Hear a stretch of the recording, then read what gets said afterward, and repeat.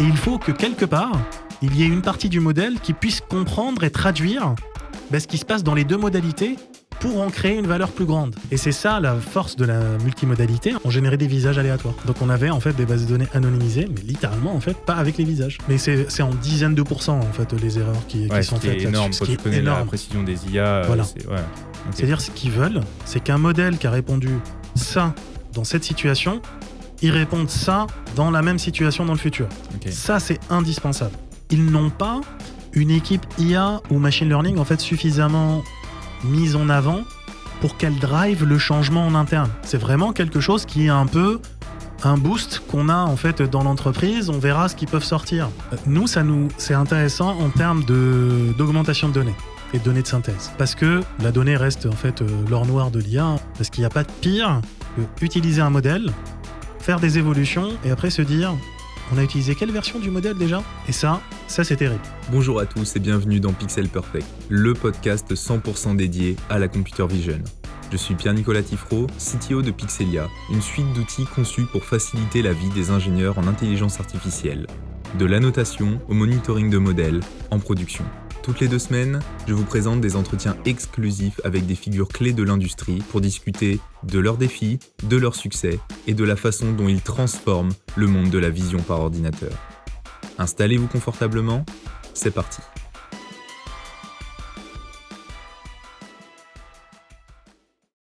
Salut Swail, écoute, merci d'être aujourd'hui avec moi pour l'enregistrement de ce podcast. Comment tu vas ? Merci beaucoup Pierre-Nicolas pour l'invitation. Ça va très bien. C'est un plaisir d'être parmi vous et du coup de participer au podcast aux premières versions. Super. Donc aujourd'hui, tu es CTO et cofondateur chez Neuraltx. Tu as une grosse expérience dans l'IA, donc tu es passé notamment de PhD, après Lead AI chez 22, puis CTO et CTO maintenant chez Neuraltx. Est-ce que tu veux bien un peu nous raconter ton parcours et voilà un peu toute cette évolution ? Effectivement, ça fait une quinzaine d'années que je travaille dans l'IA au global. Donc j'ai commencé quand c'était pas encore cool. Je fais partie de ces gens-là. Ça fait pas loin d'une dizaine d'années maintenant que je suis dans l'entrepreneuriat aussi. Donc moi j'ai fait un doctorat en fait en IA robotique et sciences cognitives. Okay. Donc je viens de ces gens-là en fait qui ont fait de l'IA pour les robots en s'inspirant de comment fonctionne le cerveau et le système global humain ou celui des animaux. Puis en fait j'ai rejoint 22 quelques mois après la création où effectivement j'avais monté l'équipe IA. Okay. En étant lead, puis directeur R&D. T'étais le premier du coup. J'étais le premier en IA chez 22. On a très vite en fait monté le lab. On a commencé à faire de la R&D, à chercher des modèles, à essayer de trouver des cas d'usage, à trouver de l'intérêt. Ça a commencé, c'était en 2016-2017. Bien sûr. À l'époque, les cas d'usage étaient vraiment pas clairs. Les clients ne savaient pas vraiment ce qu'ils pouvaient faire, ce qu'ils voulaient faire. Donc on a tenté pas mal de choses. Et on a commencé à faire du service dès 2017 pendant plusieurs années. Okay. Et on a petit à petit en fait découvert le marché français, identifier les bons cas d'usage, la bonne typologie de clients qui a les intérêts sur des cas d'usage en vision par ordinateur, parce qu'on s'est positionné là-dessus. Et puis, très rapidement, en fait, on s'est orienté vers le développement de notre produit, qui s'appelle 22 Core, qui s'appelle toujours 22 Core, qui est à la version 4 aujourd'hui, et qui est une plateforme, en fait, qui gère de manière massive, en fait, des caméras, des réseaux de caméras, en fait, qui sont déjà déployés. Okay. Que ce soit en local ou sur cloud, pour déployer tout un ensemble en fait, de modèles d'intelligence artificielle. Et les secteurs, aujourd'hui, 22 intervient sur de la smart city, sur de la sûreté-sécurité, sur de l'excellence opérationnelle dans du retail ou dans de la gestion d'entrepôts. Et ça, je l'ai fait chez 22 pendant un peu plus de 7 ans. Okay. Voilà. Et du coup, en 2023, en fait, j'ai lancé du coup, avec mon cofondateur, donc Mehdi Nasreddine, Neuraltx, donc, qui est une start-up qu'on a imaginée en fait, pour les laboratoires de microbiologie, en déployant des modèles d'IA pour automatiser en fait, la découverte et le comptage de bactéries, levures, moisissures pour les laboratoires de microbiologie, étant donné que mon cofondateur en fait, vient de ce milieu-là. Okay. Donc c'est lui qui a imaginé en fait, la solution, les cas d'usage, et en fait cherché un CTO. Et on s'est connus, en fait, il était mon étudiant dans un MBA où j'enseigne. Ton étudiant, ok, d'accord. Voilà. Super. Voilà. Et peut-être si on revient sur 22 un petit peu, ce que tu disais, donc au début, vous faisiez un peu de service, etc. Et ensuite, donc, il y a eu la solution 22 Core. Mm. La proposition de valeur 22 est vraiment les algorithmes, le marché, la solution. Ça a toujours été la même depuis Day One avec du coup des évolutions où il y a eu en fait des itérations sur d'autres produits. Est-ce que l'IA occupait toujours la même place dans... C'est une très bonne question. En fait, au début de 22, on faisait de l'IA, mais aussi de la réalité virtuelle. D'accord. Donc en fait, 22 a toujours été une boîte imaginée avec une vision autour de la vision. Ouais, dans toutes ses formes. Exactement. Et au début, on avait une vision machine via l'IA et une vision biologique. Comment on peut augmenter les expériences de l'humain avec de la réalité virtuelle et de la réalité augmentée. Et pendant pas mal d'années, 4-5 ans, en fait, on est resté en fait, sur cette double vision, à essayer d'explorer des ponts. On a tenté des choses avec de l'IA appliquée à de l'AR, ainsi de suite. Et au final, en fait, quand on a épuisé un peu en fait, les études de POC, de pilotes, sur de l'IA, mais aussi sur de la VR et de l'AR, en fait, à un moment, il faut choisir, notamment quand on veut faire du produit. Et en fait, le pivot, ça a été quand on a décidé de faire un produit. Donc, on s'est orienté vers l'IA parce qu'à ce moment-là, c'est l'IA qui prenait. À ce moment-là, on commençait à avoir en fait une traction en France côté client sur des demandes en IA. C'était au tout début de la maturité, mais commençait à l'avoir. Et à ce moment-là, en fait, en réalité, la VR commençait à avoir son plateau. Parce qu'en fait, la VR, ça a explosé entre 2015 et 2020 globalement. Mais on était arrivé au plateau en fait des devices. Après. Exactement. Les devices, en fait, il y avait un plafond en fait de verre côté technologie device. Et vu que nous, on était vraiment expérience, on pouvait pas vraiment jouer là-dessus. Et du coup, il y avait encore moins de capacité d'être en hyperscale avec un produit ou avec un studio plateforme ou des choses comme ça. Et du coup, en fait, l'IA et la technologie en fait qui a développé 22 en fait et qui fait sa croissance. Mais dans sa vision globale, 22, en fait, sait très bien qu'à un moment, on reviendra en fait à cette dualité. Donc il y a eu en fait le métaverse qui a été tenté avec Meta, si loin maintenant. Oui, et qui a fait un gros flop parce que trop tôt, tout simplement, technologiquement. Il n'y avait pas de Vision Pro à l'époque. Pas encore, ça arrive un peu après. Non. Puis en fait, il y a beaucoup de verrous en fait à lever pour avoir un vrai métaverse, mais ça va arriver, c'est certain. En fait, c'est automatique, en fait. C'est nécessaire, en fait, dans l'évolution, en fait, de l'offre liée à l'humain et les expériences qu'on peut avoir sur plein d'aspects, en fait. D'un aspect expérience qu'on peut vivre sans se déplacer, avec les aspects écologiques, donc sans bouger, sans voyager. Et en fait, en tant qu'espèce, on a besoin de cette exploration, de cette découverte. Donc c'est très compliqué de dire on arrête, on ferme tout et on fait plus rien. Mais en même temps, il faut le faire en fait en économisant entre guillemets sur l'énergie, les déplacements, tout ça. Donc il y aura forcément en fait ce retour à un moment. Et donc c'était ça votre vision à l'époque, c'était un peu le métaverse avant le métaverse quasiment. Exactement. Et ça a sa place dans l'industrie. Exactement, parce qu'en fait on a travaillé sur en fait de l'automatisation, en tout cas de la facilitation en fait d'expérience. Pour de l'industrie, pour de la formation, pour de la formation. On a les digital twin, peut-être avec ce genre de choses aussi. Exactement. Et en fait, c'était le début à l'époque. Mais nous, on était vraiment sur l'expérience autour de l'humain. Donc en fait, quand on a dans l'industrie des mécaniciens qui sont formés une fois par an ou par 2 ans sur un équipement, parce que l'équipement est extrêmement cher, il faut déplacer le mécanicien, ainsi de suite, avoir une expérience virtuelle ou en réalité augmentée, même si elle est partielle, peut jouer énormément sur le coût de formation et puis le cycle de formation. En fait, on peut imaginer plein de formations intermédiaires qui coûtent rien par rapport à la formation réelle et qui peuvent faciliter cette formation. Ouais, puis si la machine, t'en as une, mais en fait, t'en as quelques-unes partout dans le monde, mais que du coup, tout le monde doit être formé, par exemple, à Paris. Au moins, tu peux former tout le monde dans cet espace virtuel et ensuite les envoyer aux 4 coins du monde. Exactement. Opérer sur des machines qui coûtent super cher, qui ne peuvent pas être à l'arrêt, donc elles ne peuvent pas non plus être utilisées pour la formation. Exactement. C'est effectivement un champ des possibles. Mais finalement, c'est pas là-dessus que vous étiez parti. Après, vous êtes parti plutôt Smart City et vraiment Computer Vision only. Complètement. En fait, on a toujours eu cette vision. 22, en fait, voulait être vraiment l'OS de la vision. C'est Ok. globalement en fait le message qui est communiqué. J'ai déjà dit ça pour Pixelia aussi. Voilà. je crois. Exactement. Et je pense que c'est un peu plus vrai pour vous. Mais globalement, nous, en fait, l'idée, c'est de se dire, on a des caméras qui sont déjà déployées. Ouais. On a de la technologie qui peut faire pas mal de choses. L'idée, c'est de faire le bridge Ok. et de pouvoir offrir cette technologie sur les parcs de caméras existants et pour des déploiements massifs. C'est vraiment ça l'idée de base. C'est pour ça que 22, on a fait directement une plateforme qui permet de déployer plein de modèles et de cas d'usage, Mhm. et non pas un cas d'usage bien précis en fait qu'on matraque directement sur un marché segmenté.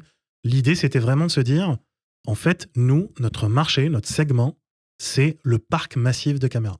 Ouais. Et c'est les cas d'usage liés à ça. Donc tu dois devenir une usine à cas d'usage en fait, Exactement. grosso modo. Et Exactement. c'est ça du coup 22 Core, le produit, c'était vraiment faire cette usine à cas d'usage pour que ce Exactement. soit les data scientists, mais les gens aussi qui vont utiliser le produit. On reparlera peut-être plus tard de qui justement utilise le produit, mais puissent travailler ensemble sur un produit commun. Quoi. C'est exactement ça. En fait, 22 Core, c'est un produit qui est déployé en fait et qui a pour vue opérateur, pas forcément en fait du tout ingénieur ou quoi, hein, Mhm.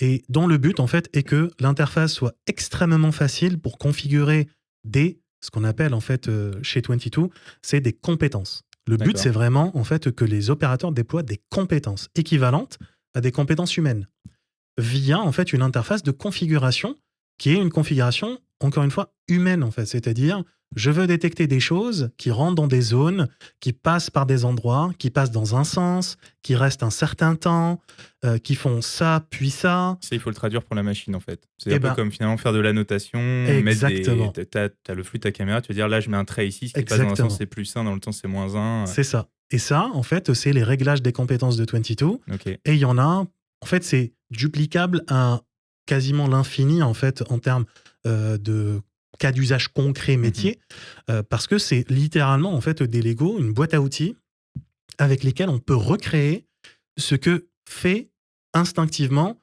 l'agent de sécurité, en fait, dans un magasin, l'opérateur du magasin qui est vendeur, le directeur du magasin qui veut suivre ses clients et l'exploitation de son magasin de manière statistique. En fait, tous, ils analysent en fait des infos comme celle-là Bien sûr. Ouais. instinctivement.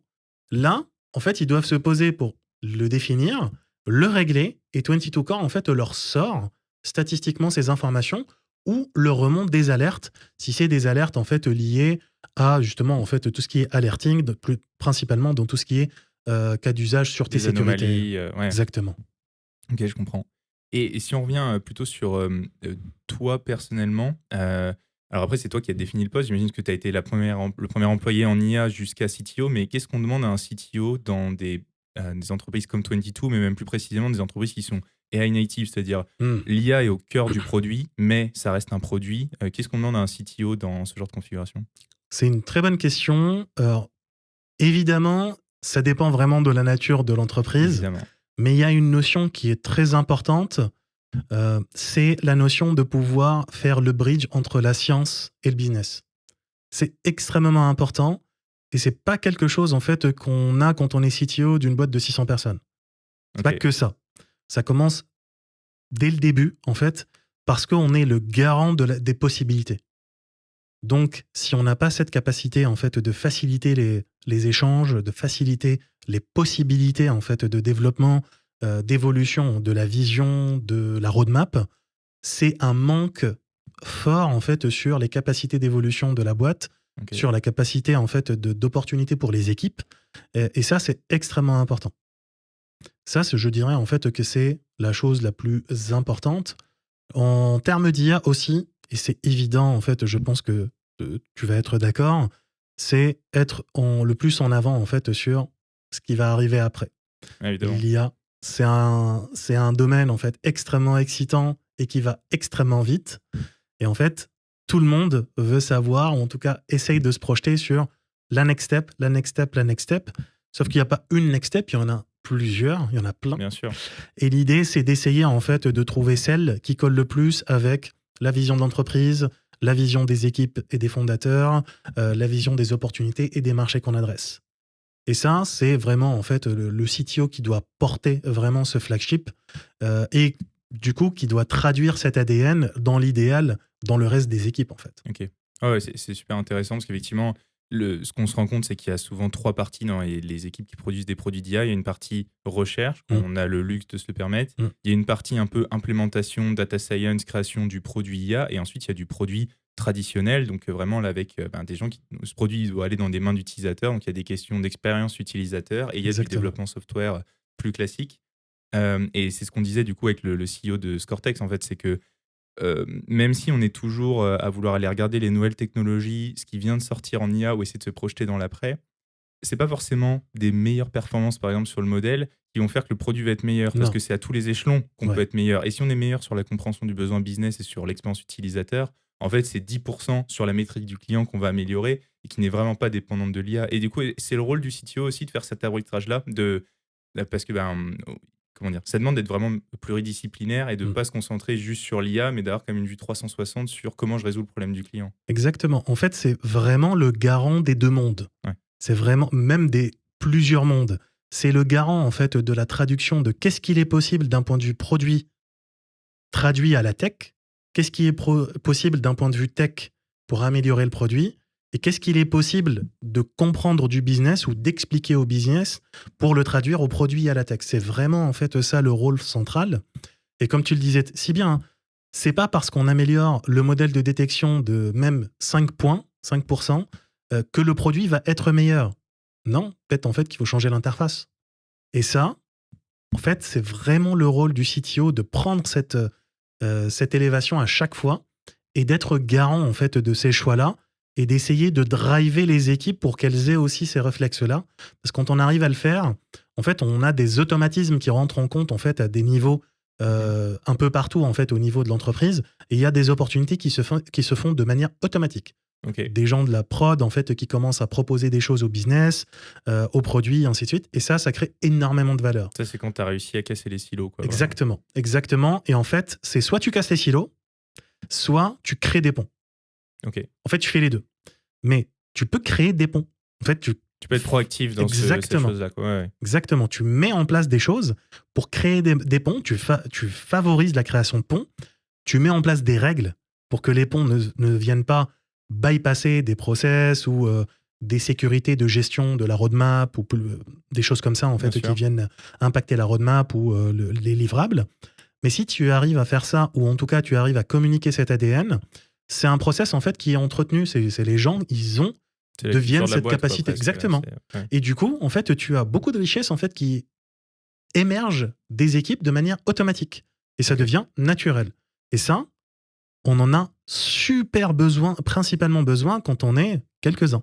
Quand on est 20, 30, 50, ça, c'est la valeur. Et du coup, à cette époque-là, pour qu'on comprenne vraiment ce que ça représente, c'était combien de personnes et c'était quoi la typologie de ces équipes? Alors peut-être les équipes machine learning, dans tout ce que ça peut comprendre dans un premier temps, et après peut-être les équipes tech de manière un peu plus générale. Oui. Donc quand on a commencé, en fait, assez rapidement, 22, en fait, on est monté à plus de 35 personnes, notamment parce qu'on avait cette double BU. Mais quand on a commencé l'IA, on était globalement 5 personnes. Globalement, assez rapidement, on est monté à 5 personnes. Voilà. Donc, quand on a commencé à faire l'époque, on était 4, 5 personnes en fonction, jusqu'à ce qu'on commence, en fait, le service. Et le service, en fait, en gros, on était et l'équipe R&D et l'équipe IA. C'était vraiment confondu à l'époque. Jusqu'à ce qu'on commence en fait à monter sur le nombre de projets services en fait qu'il faut adresser. Juste pour traduire, ce qu'on appelle un projet service dans ce cas-là, c'est vous avez un de vos clients qui vous demande un cas d'usage qui n'était pas développé avant, vous devez l'intégrer dans le produit. Exactement. Bien ça, Alors il n'y avait même pas de produit à l'époque. Le mettre à disposition sur ses caméras et qu'il puisse faire des analyses, quoi. Exactement. Et du coup, en fait, quand on a commencé à avoir ça de plus en plus, on n'avait plus vraiment le temps en fait de pouvoir en fait capitaliser sur la R&D qu'on avait fait pour un tel service, pour un tel projet service, et du coup en fait c'était dommage.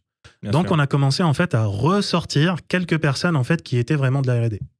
Donc une personne puis 2 personnes, sachant qu'on avait encore en fait l'équipe du coup qui s'occupait du service qui était entre 5, ça fluctuait entre 5 et 8 personnes en fait à son pic entre guillemets, en plus de la R&D qui elle gérait du coup en fait cette capitalisation sur les prochains algorithmes qu'on pourra vendre, et puis récupérer en fait ce qui a été développé en tech sur des projets services et en faire des outils internes ou alors des librairies internes, des choses comme ça.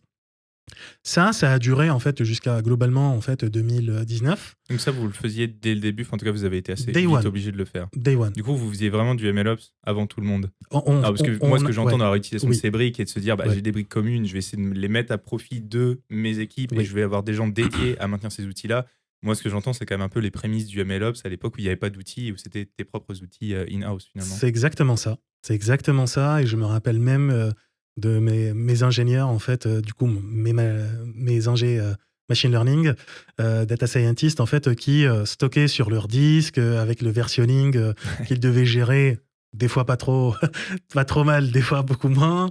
Mais c'était exactement ça, en fait. Et on avait d'ailleurs commencé à développer en interne des outils, en fait, pour faire ça. Ok. On avait commencé, en fait, à travailler sur des outils MLOps. Et on avait commencé déjà à l'époque à travailler sur des outils d'augmentation de données avec des données de synthèse. Ok. Oui, voilà. Parce que de toute façon, vous faisiez, tu nous l'as dit, de la vision à 360, donc VR, et finalement de la génération, je suis pas choqué, quoi. Exactement. Et en fait, on avait justement, parmi un des projets transverses, on utilisait des gens qui faisaient de la VR sur Unity 3D, et on les faisait en fait travailler sur comment on peut faire des environnements 3D où on met des caméras et on simule des choses qui se passent. Et ça nous permet d'avoir en fait des bases de données générées en 3D, juste avec du compute. Ça marchait, ça? Et en fait, ça a donné de très très bons résultats prometteurs, on va dire, dès 2019-2020, pour des projets en fait de retail, par exemple, pour des Amazon Go-like. Vraiment, en fait, des magasins autonomes. On avait commencé avec un très très gros répertoire en fait de produits de tous les jours, d'alimentation. Et je me rappelle en fait qu'on avait commencé à travailler en fait sur quasiment une centaine de produits et purement en 3D, on arrivait à avoir en fait des généralisations qui étaient assez acceptables. Donc c'était pas du tout parfait, ni même à mettre en production, mais c'était pas non plus au niveau en fait de ce qu'il y avait en termes de data de synthèse à l'époque où ça marchait en synthèse et ça marchait en virtuel et ça marchait pas du tout dans la réalité. Non, en fait, avec un environnement contrôlé en fait comme de l'Unity 3D, on rajoutait en fait des bruits, on rajoutait en fait des captations avec des textures, on faisait de la photogrammétrie pour récupérer en fait les objets en 3D vraiment comme ils sont dans la réalité. Et du coup, on arrivait à retomber en fait sur des performances qui étaient vraiment et à moindre intéressantes. Coût, parce que l'acquisition de données, elle te coûte quasiment rien. Du coup, là, après, il faut avoir des gens qui savent faire du Unity 3D et qui ont ces méthodes de traitement d'image et vision, mais non, c'est super puissant. C'est ça, exactement. Et en fait, ça, on avait commencé assez tôt. Chez 22, quasiment depuis le début. Et ça existe toujours. Après, c'est peut-être des secrets un peu des secrets de fabrication, mais je veux dire, c'est quelque chose qui a été poussé à travers les années. Ouais, ça a continué en fait depuis chez 22 sur plusieurs approches. 22 aussi en fait tout ce qui est génératif, on le faisait depuis les GAN, avant les VLM. Avant tout. Exactement, sur plein de cas d'application, de l'augmentation de données certes, mais aussi 22 en fait a toujours met en avant en fait de manière centrale en fait le côté RGPD, protection des données personnelles et surtout pas utiliser de données biométriques. Donc ça c'était vraiment notre cheval de bataille depuis le début. Obligé de toute façon. Il y a pas de... au début en fait c'était le début de la RGPD, tout le monde savait pas ce que voilà, et puis on pouvait se dire si on adresse tel ou tel client, peut-être qu'on peut utiliser. Et en fait 22 on a fait le choix de dire non, en fait nous on veut adresser cette typologie de marché.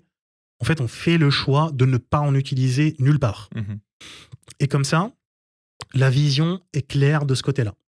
Donc, en fait, pour tout ce qui est anonymisation de visage, anonymisation de plaques d'immatriculation, tout ça, très rapidement, on a mis en place en fait des outils qui permettaient, en fait, même quand on collectait des données, on générait des visages aléatoires.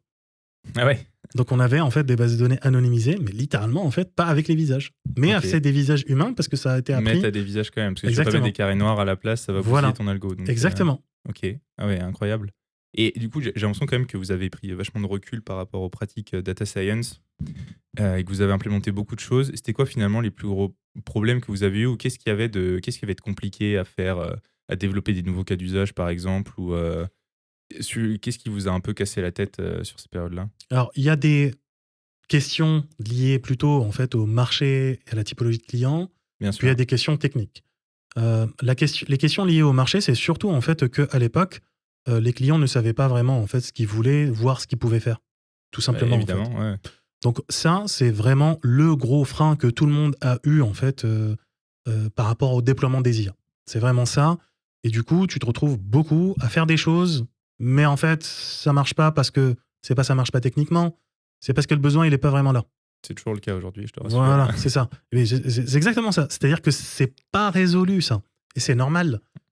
Et 22 a toujours été en fait dans les devants justement pour vulgariser, faire des conférences, former en fait et juste habituer les gens à imaginer le possible de l'IA, du machine learning et de la vision par ordinateur. C'est une équipe chez vous qui faisait ça à plein temps? Vous aviez des gens vraiment qui s'occupaient, alors que ce soit par la formation de l'événementiel ou ces choses-là? On a une équipe formation en fait qui était dans la formation du produit en fait qui faisait ça beaucoup, mais c'est surtout en fait les fondateurs, les associés et les équipes commerciales. En fait, on avait assez rapidement chez 22 une équipe en fait qui préparait les offres pour les clients. Et en fait, les offres, pour beaucoup, c'était de l'accompagnement pour arriver à l'offre, Bien sûr. où quasiment on formait le client, en fait. Ouais.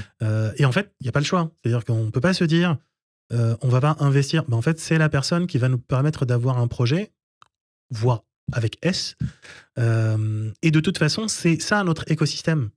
Donc, on doit le former de quelque façon. Donc, bien sûr, il faut évaluer combien de temps, d'efforts on peut investir avec X ou X Évidemment. personnes.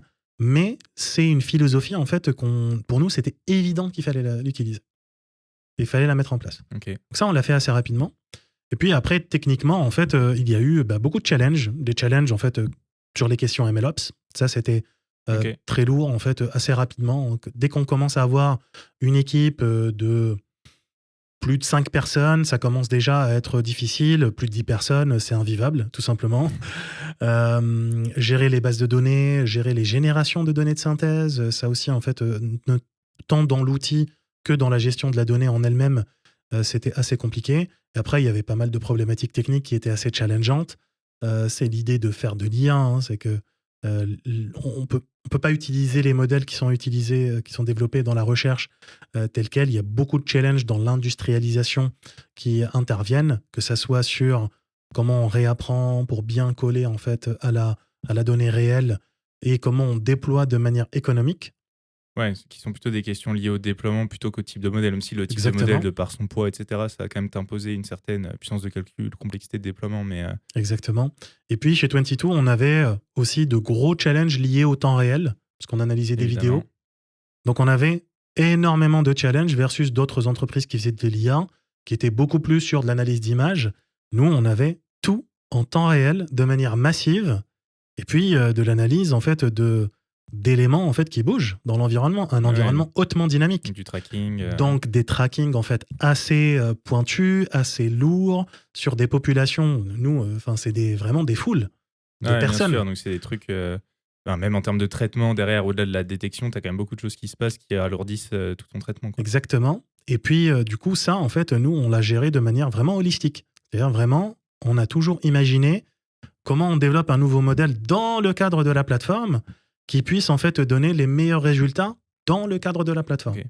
Et surtout que c'était votre hardware aussi. Enfin, quand je dis votre hardware, vous soudiez peut-être pas les cartes, mais c'était, je veux dire, c'était pas les GPU des équipes de surveillance qui étaient déjà là. Enfin, il n'y avait pas d'équipement qui était prêt à faire tourner des IA à cet endroit-là. Donc j'imagine que vous déployiez votre hardware avec votre solution dessus. Tout à fait. On qualifiait en fait le hardware. D'ailleurs, on a été en fait très très proche de Nvidia, quasiment day one de la création de la boîte. Et effectivement, en fait, on a été très très proche en fait à la qualification du hardware avec aussi des vendors comme HP et Dell, très très tôt aussi, la qualification en fait de serveurs sur différentes tailles, parce qu'en fait, quand tu fais de la smart city, quand tu vends à des communes ou à de l'État, il y a pas de cloud. C'est pour ça que je dis votre hardware, c'est ce qu'il faut comprendre, c'est on-premise et c'est pas dans le cloud, c'est que tout le monde soit au clair là-dessus. Exactement. Même si la plateforme, en fait, elle a été imaginée avec des technologies cloud, évidemment. Parce que c'est la trajectoire évidente pour nous. Et day one, on a visé ça. Tout était on-prem. Ouais. Et du coup, on-prem, un client qui a 10 caméras, c'est pas la même chose qu'un client qui a 100 caméras. C'est pas la même chose qu'un client qui a 200 caméras. Et du coup, on avait, oui, effectivement, beaucoup de travaux en fait liés à la qualification, à la gestion des déploiements, des mises à jour, ainsi de suite. Et peut-être pour que tout le monde se rende compte, parce qu'on voit quand même Aujourd'hui, faire un modèle de computer vision, tu veux faire de la détection, un tracker, ça paraît presque facile. Je veux dire, les modèles, ils sont sur étagère. Tu as des outils, des plateformes qui existent pour faire de la notation facilement, faire de la pré-notation, ce genre de choses. Donc, tu peux créer des POC très rapidement. Tu les vois passer sur LinkedIn tous les jours. Mais à quel point, d'un autre côté, tu as des entreprises comme 22 qui vont être spécialisées, qui vont avoir des dizaines de personnes pour fabriquer les mêmes modèles, mais pour les mettre en production. C'est quoi le gap? Et surtout, c'est quoi le gap? Alors, peut-être juste en termes de proportion, encore une fois, je ne veux pas rentrer dans des secrets de fabrication, mais à quel point c'est des choses qui étaient très custom pour vous, pas juste dans comment est-ce qu'on fait le réentraînement, mais potentiellement dans l'architecture des modèles, dans les techniques de pruning, d'optimisation, les trackers. On sait que les trackers sur étagère, ça ne marche pas très bien. Non. En fait, tout était custom chez vous, ou vous arriviez quand même à réutiliser quelques briques? Comment on passe de trucs open source de POC à... On réutilisait en fait effectivement un maximum. En fait, nous, on a 22 en tout cas, on s'est jamais positionné comme étant un Mistral, c'est-à-dire un fondeur en fait de modèles. Évidemment, ouais. C'était pas l'idée. Et ça n'a jamais été l'idée. Par contre, nous, on était en fait vraiment positionné comme on apporte de la valeur opérationnelle au client par l'IA. Donc il faut des choses qui fonctionnent et qui fonctionnent vraiment. C'est-à-dire que pas le modèle fasse 92%. Non. Que la compétence humaine de détecter des personnes sur des voies ferrées, en fait, fonctionne à 98%. C'est ça qui est important. Donc, mon modèle, il pourrait fonctionner à 72% s'il arrive à atteindre 98% de détection dans la vie. Ça me va très bien. Et du coup, en fait, les choix de développement, d'optimisation, c'était des choix tout le temps, en fait, avec plusieurs critères. Okay. C'était des critères produits, pas des critères techniques. Comme je le dis, en fait, c'est vraiment des critères produits. Est-ce que la compétence, les compétences finales qui vont utiliser ce modèle-là vont permettre d'avoir des performances en fait qui dépassent 95% de bonne détection, 97, 98. Ouais, la détection, c'est une partie. C'est une partie. On peut rater en fait un objet plein de fois. C'est l'intérêt d'une vidéo. Fais derrière, est-ce que tu envoies une alerte? Est-ce que tu fais quelque chose? C'est quoi que tu veux diminuer ou augmenter? Mais surtout dans une vidéo, tu as plein d'images par seconde. Donc tu peux le rater plein de fois. Il faut juste le détecter suffisamment de fois et après le suivre. Donc c'est ça qui est important. Pareil, en fait, dans les autres modèles de logique, parce que nous, on détecte des trucs, on les suit, ok, mais qu'est-ce qu'on en fait de la logique derrière? Et en fait, ça, c'est souvent quelque chose qui est un peu mis de côté, parce que c'est pas de l'IA, mais c'est ça qui apporte de la valeur. Le machine learning, en fait, pour nous, c'était un outil, c'était l'outil qui permet, en fait, de structurer la donnée non structurée, qui est l'image et la vidéo. On en fait une donnée qui est opérable, et maintenant, il faut l'opérer. C'est ça qui est transmis en valeur, en réalité. Et tout ça, en fait, a été développé à chaque fois avec une vision de qu'est-ce qu'on veut atteindre, sur quel hardware, avec quelles optimisations. C'est-à-dire, on pouvait faire, en fait, un modèle de détection en se disant, mais on veut cibler, en fait, combien de frames par seconde. Ah ouais. Donc, on mettait vraiment les KPI qui allaient bien et on essayait, en fait, de trouver le bon modèle et l'optimiser dans ce sens-là. Et en fait, s'il n'y a pas besoin de l'optimiser plus, on n'optimisait pas plus. C'est pas grave, c'est l'équipe produit derrière qui fait remonter les bonnes infos, ou c'est le tracking, c'est pas la détection, tu te débrouilles. Exactement. Encore une fois, on n'a jamais été fondeur en fait, de modèles. Par contre, assez rapidement, on s'est rendu compte en fait, que ça nous apportait beaucoup plus de valeur d'avoir un ensemble de modèles en fait, pré-validés chez nous en fait, et un peu tagués sur ça, on l'a utilisé là-dedans, et ça a très bien marché. Ouais. D'où les outils en fait, de MLOps. Parce que nous, l'outil de MLOps en fait, qu'on utilisait à l'époque, et du coup, qui permettait de suivre les expériences, en fait, permettait aussi de voir ça. De dire, ce modèle-là, il a bien fonctionné là-dedans. Et d'autres apprentissages avec la même famille a fonctionné dans ce type de cas d'usage, ce type de cas d'usage et ce type de cas d'usage. Donc, on pouvait en fait communiquer cette connaissance à des data scientists, en fait, même juniors, même qui viennent de rejoindre l'équipe, pour en fait retrouver cette connaissance en fait qui est de data scientists qui sont là depuis 2, 3, 4 ans. C'est le gros avantage d'avoir des outils en fait. Exactement. Au moins, comme ça, tout le monde a l'info au bon endroit, il peut la réutiliser et toi tu peux itérer facilement, surtout avec des juniors pour qu'ils puissent être vraiment proactifs et productifs dès le début. Quoi. Exactement. Et puis toi, en tant que CTO on en revient associé, à quoi sert le CTO finalement en fait, ça te permet aussi en fait, de garantir déjà en fait, la propriété intellectuelle qui est développée. Ouais. Et surtout, t'assurer en fait de la non-réversibilité de tes produits. Parce qu'il n'y a pas de pire que utiliser un modèle, faire des évolutions et après se dire on a utilisé quelle version du modèle déjà?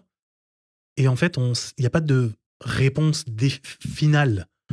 On sait quel modèle c'était à peu près, mais pas forcément quel apprentissage, quelles données on a utilisées, ainsi de suite. Ah, tu peux pas te le permettre. Et ça c'est terrible. Ça, c'est terrible.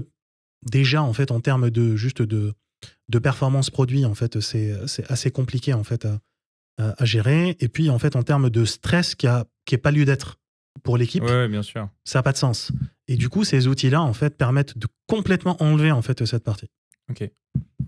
Et si on revient un peu sur la composition des équipes, juste si tu as une donnée un peu simple, mais pour qu'on se rende compte, parce que souvent, nous, on a beaucoup de clients qui nous demandent, en fait, on doit recruter notre premier lead ou la première personne, où j'ai déjà deux data scientists, mais je voudrais recruter. Et personne ne sait vraiment, en fait, ce que donc tu as du machine learning engineer et engineer. La quantité de postes est vraiment grande. Comment c'était réparti chez vous? Alors, je vais te dire comment c'était réparti chez nous, mais la bonne réponse à cette question dépend vraiment, en fait, du projet. Ah, bien sûr, c'est vraiment pour avoir un data point, Voilà, et il c'est faut ça. que tout le monde le sache aussi. Voilà, si vous Exactement. donnez un data point, ça ne vous dira pas comment il faut faire, Exactement. mais au moins, on essaye de s'inspirer. Mais tu vois, nous, au début, je recrutais que des ingénieurs en machine learning. Ok. Pas des data scientists, des ingénieurs en machine learning. C'est quoi la différence? C'est des software ingénieurs à la base. Voilà. C'est des gens qui savent faire du code, qui savent faire du temps réel, qui savent faire de la gestion de bases de données critiques et qui savent faire du machine learning. De l'ingénierie au sens pur de l'ingénierie, quoi. Exactement. Pourquoi? Parce que quand tu fais, en fait, du service en IA, oui, tu fais du machine learning, tu fais de la gestion de data, mais tu fais beaucoup de logiciels, mais surtout du logiciel, en fait, même si tu n'en fais pas beaucoup en tâches, en masse, par rapport à l'IA, en temps passé, en criticité, c'est Bien hyper sûr. important, en fait. Il faut que tu fasses des architectures qui fonctionnent ou qui ne demandent pas beaucoup de temps de dev assez rapidement, en fait, qui sont fonctionnels. Donc au début, en fait, j'étais quasiment, en fait, sur des profils qui ont tous le même profil, qui peuvent être interchangeables, en fait, d'un projet à l'autre, les uns les autres, en fait, parce qu'ils ont globalement les mêmes compétences, même si c'est jamais vraiment le cas. Et puis les gens ont des affinités. Les Évidemment. gens évoluent toujours dans un sens ou dans l'autre, peu importe, en fait, d'où ils commencent à la base. Après, quand on a commencé à segmenter, en fait, les équipes, on avait vraiment des gens qui étaient plus profil chercheurs à la R&D, Ok. donc plutôt docteurs en IA, qui viennent de l'IA pour la robotique, qui viennent de l'IA pour de la vision par ordinateur plutôt de notre côté, et du coup qui viennent un peu, en fait, de la donnée non structurée quand même. Ok, oui, bien sûr. Voilà, pas des data scientists, en fait, données tableurs, ça c'était assez compliqué pour nous d'en avoir. Et on avait des gens, en fait, qui étaient à l'équipe, du coup, logiciel, infrastructure, et qui étaient quand même, en fait, ingénieurs en IA. Ok. Donc on avait, parce qu'aussi on pouvait se le permettre, parce qu'on les avait dans les équipes avant. Donc après, il fallait juste segmenter, entre guillemets, et créer les équipes. Mais du coup, ceux qui avaient cette affinité vers je veux faire les architectures et les infrastructures qui vont permettre de supporter les modèles et les mettre en production, ceux-là, naturellement, ils sont partis dans les équipes, en fait, infrastructures, en fait, et logiciels. Et après, on a recruté des personnes spécifiques, en fait, pour tout ce qui est interface web, bien sûr, et DevOps. Voilà, mais là, tu es sur Ça, la c'est partie classique. produit, et là, c'est pour ça qu'on parle de la partie software pure et dure Voilà. tout à l'heure, où c'est pas forcément des gens qui savent faire du machine learning, qui Non. leur demander d'avoir de la culture dessus, mais c'est pas forcément une corde à avoir à leur arc. Non, pas du tout. Pas du tout, en fait. Et en fait, ils ont tous acquis la connaissance chez nous. Bien Ça sûr. n'a pas posé problème. Non, c'est plutôt, en fait, ils doivent connaître le besoin qui est lié au produit. Nous, par exemple, c'était du DevOps avec du déploiement en local. Ça, c'est Ouais. rare. Évidemment. Ce qui est assez paradoxal versus du DevOps, parce que qui dit DevOps dit déploiement cloud. Qui dit DevOps dit orchestration, Voilà. dit oui, ça a été un peu galvaudé finalement comme terme. Maintenant, on sait plus trop bien ce Exactement. que c'est qu'un DevOps. Mais oui, dans votre cas, dans les déploiements on-prem, mais c'était pareil pour quand j'interviewais le projet de Scortex. Finalement, il y a toujours c'est des compétences différentes. Exactement. Et du coup, voilà, nous, en fait, on a monté l'équipe autour de ça. On avait bien sûr, en fait, des équipes support un peu classiques sur de la formation, sur de l'IT classique, en fait, pour de l'interne et aussi, en fait, pour former chez les clients. Ok. Donc quand même, un truc important à retenir, c'est vraiment cette compétence software chez les premiers ML engineers, au moins, qui est Oui. quand même primordial si on veut arriver à pas simplement pouvoir prendre potentiellement des choses sur l'étagère et les faire tourner et pouvoir les mettre en production et pas seulement rester à l'état de POC. Pour nous, en fait, c'était le plus intéressant pour dynamiser, en fait, ce que découvrent les gens chez nous en termes de profil dans les projets. Ils peuvent vraiment explorer la totalité du projet. Donc, c'est pas juste quelqu'un fait le modèle et s'arrête. En fait, ils font quasiment jusqu'à l'interface.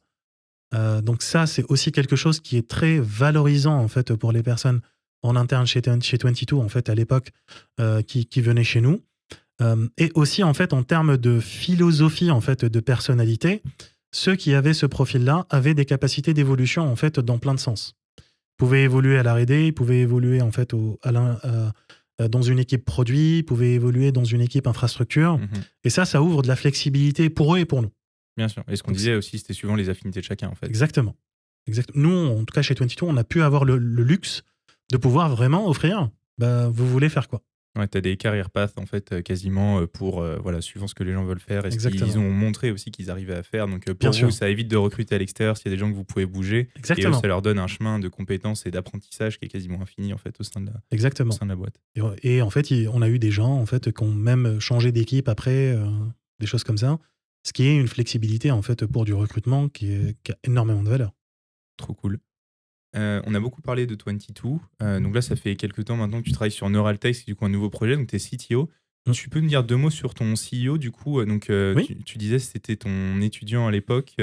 Alors oui, je l'ai connu pendant son MBA, donc là où j'enseigne. Mehdi, en fait, il a passé 20 ans dans le déploiement de logiciels en fait, dans les laboratoires de microbiologie. Donc, c'est ce qui s'appelle les LIMS dans les laboratoires. Donc, c'est des sortes d'ERP pour les laboratoires qui permettent de suivre en fait un échantillon dans toute sa vie. Un échantillon en fait qui rentre dans un labo, c'est un numéro quelque part. Avant ces logiciels-là, en fait, c'était très compliqué de voir qui a fait quoi, comment. Et aujourd'hui, les réglementations en fait demandent de savoir exactement ce qui se passe. Donc, il a fait ça en fait pendant plus de 15 ans, en fait, dans différents laboratoires. Il a travaillé, en fait, aux US, en Suisse, au Moyen-Orient. Et il a toujours vu des techniciens de laboratoire, du coup... Compter des cellules. Exactement. Passer leur journée avec des tas de cellules, de boîtes de pétri, des centaines ou des milliers, et en fait, compter littéralement à la main les bactéries, les moisissures. Il se disait, mais c'est pas possible. Enfin, qu'est-ce qui se passe ? Ouais, no way. Voilà. Donc, il avait commencé à travailler sur le projet avant même de s'imaginer quelle techno pouvait répondre à ça. Quelle année ça ? Il a commencé du coup en 2020. Alors le projet, il y réfléchit depuis 8 ans. Ouais, bien sûr. Non, mais j'essaye de remettre ça par rapport à depuis quand le deep learning ça marche et à partir de quand il aurait pu arriver à faire quelque chose tout seul, justement. Il a commencé en fait à se positionner, à découvrir que le deep learning pouvait apporter ça globalement en 2020-2021. Ok. C'est pour ça en fait qu'il a fait son MBA. C'est un MBA en management de l'IA. D'accord, ok. Mais du coup, avant, il savait pas vraiment en fait ce que c'était l'IA, ce que ça pouvait faire. Donc il a vu ça, il s'est dit ça, je pense que ça peut apporter. Et effectivement, en fait, il a commencé à travailler dessus en se disant, en fait, il faut des algorithmes en machine learning qui peuvent apprendre là-dessus. Je vais explorer parce que moi, je cherche de toute façon une solution techno pour apporter ça. C'est obligé qu'il y a des choses à faire. Et en fait, c'est comme ça en fait que ça a commencé à la base. On s'est rencontrés pendant le MBA et tout. J'ai vu son projet, on a échangé là-dessus. Je l'ai aidé au début complètement comme ça, juste sur le projet. Puis petit à petit, on a commencé à échanger. Ouais, t'as vu un peu une opportunité qui, toi, te parlait, étant donné aussi tout ce que tu as fait avant. Exactement. Lui aussi, cherchait un CTO. Il cherchait quelqu'un en fait, qui était fort en IA, avec une première composante entrepreneuriale aussi. Et du coup, on a créé l'entreprise en l'été 2023. Okay. Et on a commencé à commercialiser la première version en fait, au début 2024. Trop bien. Moi, ce qui m'a tout de suite intéressé quand j'ai regardé votre site, c'est que vous êtes sur un domaine duquel on commence à entendre parler, qui est l'IA multimodal. Oui. Est-ce que tu peux nous expliquer ce que c'est et comment ça se traduit ? En fait, comment est-ce que vous faites du multimodal et comment c'est applicable à ce domaine un peu de la microbio et de la bio ? Oui, en fait, l'IA multimodal, globalement, c'est ce qu'on commence à voir un peu partout aujourd'hui, en fait, notamment dans les LLM équivalents. C'est le fait d'utiliser plusieurs typologies de données pour résoudre une problématique. Donc, au lieu d'utiliser que de la vidéo ou que de l'image, je vais utiliser de la vidéo et du son. Ou alors de l'image et de l'infrarouge, ou de l'image et de la spectroscopie, ou du texte et de la vidéo. Ça, c'est de la multimodalité. Parce qu'une modalité, c'est l'image ou le texte. Un type de données, quoi. Exactement. Et quand j'en utilise plusieurs, en fait, je fais de la multimodalité. Donc, il faut faire des modèles qui sont un peu différents en fait, de ce qu'on fait d'habitude. Parce que d'habitude, le modèle, en fait, il est vraiment designé dans son architecture pour coller à ces données-là, aux données initiales. Un vecteur d'input, un vecteur d'output. Exactement. Bon. Exactement. Et surtout, en fait, tout ce qui se passe à l'intérieur comme mathématiques partent de l'hypothèse qu'on part d'une image ou on part Bien d'un sûr. texte. Voilà. Et du coup, quand on fait de la multimodalité, en fait, il faut se dire, j'ai 2 tuyaux d'entrée ou plus, Ok. et il faut que quelque part, il y ait une partie du modèle qui puisse comprendre et traduire ce qui se passe dans les 2 modalités pour en créer une valeur plus grande. Et c'est ça la force de la multimodalité. En fait, c'est aujourd'hui ce qui se fait quasiment de manière systématique dans les nouveaux LLM, donc les Large Language Models, qui ne sont plus littéralement en fait des modèles que du langage. Bien sûr. C'est maintenant des modèles du langage et de la vision et du son. En fait, ils solvent et ils résoudent plusieurs tâches sur plusieurs modalités dans leur apprentissage. Ça a plusieurs avantages. Ça permet d'apporter plus d'informations du même phénomène. Bien Quand sûr. je décris un phénomène avec du texte et de la vidéo, j'ajoute des informations en fait de différentes natures et du coup je donne plus d'informations sur ce qui se passe dans le vrai. Donc je le décris de 2 façons, mais du coup ça s'additionne. Ou Évidemment. en tout cas, si je me débrouille bien, je peux additionner et extraire plus C'est d'informations. comme le texte et la voix. Si tu Exactement. reçois un SMS et si on te lit, si on t'envoie un vocal, c'est quand même pas tout à fait la même intention et la même interprétation. Exactement. Et en fait, t'en as un plus facile à utiliser en tant qu'humain, mais l'autre plus riche parce que tu peux mettre plus de choses. Bien sûr. Donc chaque modalité peut avoir des avantages par rapport à d'autres. Quand on en utilise plusieurs, on peut avoir plus de richesse dans l'information et du coup, extraire plus d'informations en fait sur le phénomène qu'on essaye en fait de résoudre. Ok. Et c'est quoi du coup la deuxième? Donc, j'imagine que la première modalité chez vous c'est l'image, donc vraiment des photos peut-être microscope ou autre d'ailleurs. C'est quoi la deuxième modalité? Oui, alors nous on utilise des photos microscopiques ou macroscopiques parce que des boîtes de pétri, en fait la bactérie tu la vois à l'œil nu. Ouais. En microscopie, par contre, on fait aussi de la détection de spores, de levures, Bien par sûr. exemple. Et en fait, l'autre modalité, on utilise la spectroscopie. Ok. Et la spectroscopie, en fait, c'est, en gros, on envoie de la lumière en fait sur l'échantillon. Ça, c'est un phénomène normal. Toute matière, on lui envoie en fait de la rayonner. lumière, elle l'absorbe. En tout cas, elle reflète une autre partie, elle l'absorbe, puis elle la renvoie. Mais elle la renvoie en fonction de la composition de la matière en question. Et ça s'appelle la spectroscopie dès lors où on récupère cette lumière et on analyse en fait les longueurs d'onde. Donc, quelles sont les couleurs de la lumière qui sont réfléchies. Et ça nous permet en fait, avec de la spectroscopie donc dite Raman, donc ça Dans le visible? c'est du non-visible. Ok. C'est du non-visible en fait pour le Raman. C'est de la spectroscopie qui s'intéresse en fait aux molécules qui sont présentes en fait dans l'échantillon. Ok. Donc ça permet en fait de développer des modèles qui permettent de reconnaître avec de la vision et des modèles qui permettent de reconnaître sur de la spectroscopie.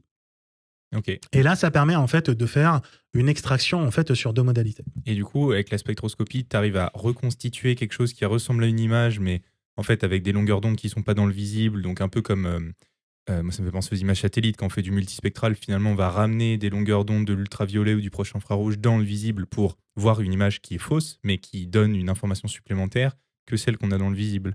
C'est la même chose chez vous, ou alors ça donne quelque chose qui n'est pas du tout une image, c'est juste vraiment une information complémentaire. Non, même pas en fait, c'est vraiment autre chose. C'est parce qu'en Ok. fait, un spectre, c'est littéralement une courbe. Ouais, C'est vraiment des pics. Voilà. Et du coup, c'est comme si en fait, on te donnait un texte que tu pouvais lire et on te parle en même temps.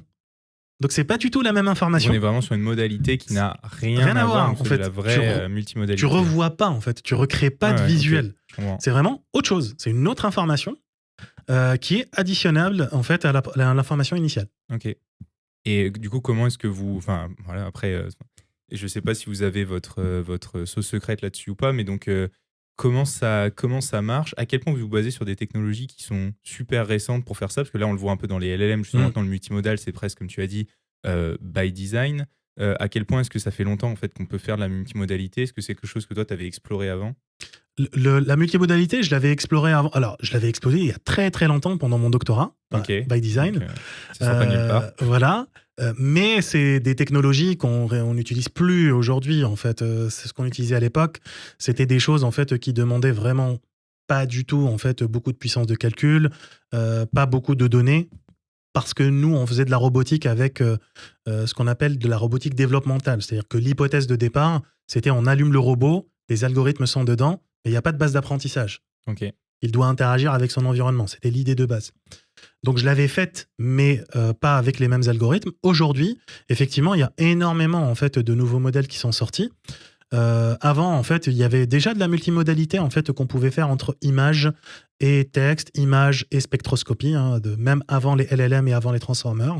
On pouvait en faire pas mal. Juste en couplant en fait les bonnes dimensions entre ce qu'on appelle en fait les features qui sont enregistrées dans des réseaux convolutionnels, dans d'autres réseaux de neurones, en fait, on pouvait faire de la multimodalité. Alors c'était beaucoup sur plutôt à la main et très spécifique en fait au cas d'usage à chaque fois. T'es moins sur étagère. Il n'y avait pas d'architecture. Enfin, moi, c'est pas des choses que j'ai vu vraiment passer, des modèles sur étagère. Parce que, ouais, comme tu dis, déjà, les modalités peuvent être différentes à chaque cas d'usage. Et puis, on est quand même sur des choses qui sont méga techniques. Enfin, je pense à part des papiers de recherche. C'est ça. Il y a eu très peu d'implémentation. Non, c'était extrêmement à la main, dans le sens où c'était même pas si tu changes en fait de modalité d'entrée. C'était même si tu changes de device, faut changer l'architecture. Ouais, l'enfer quoi. Voilà. C'était plutôt à ce niveau-là. Okay. Depuis qu'on a les transformers, en fait, les transformers ont vraiment, de manière by design, dans un transformer, en fait, il a cette capacité de gérer plusieurs modalités.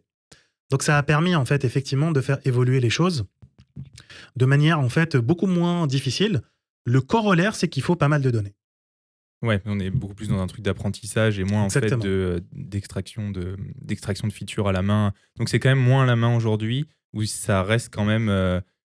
Il y a quand même une partie du traitement et de l'extraction de l'information qui reste compliquée, même si on utilise des transformers ou d'autres technos. Non, en fait, aujourd'hui, on le fait sur plusieurs niveaux. Aujourd'hui, en fait, on fait pas encore forcément des modèles en fait qui sont monolithiques à la LLM, parce que tout simplement, on n'a pas assez de données.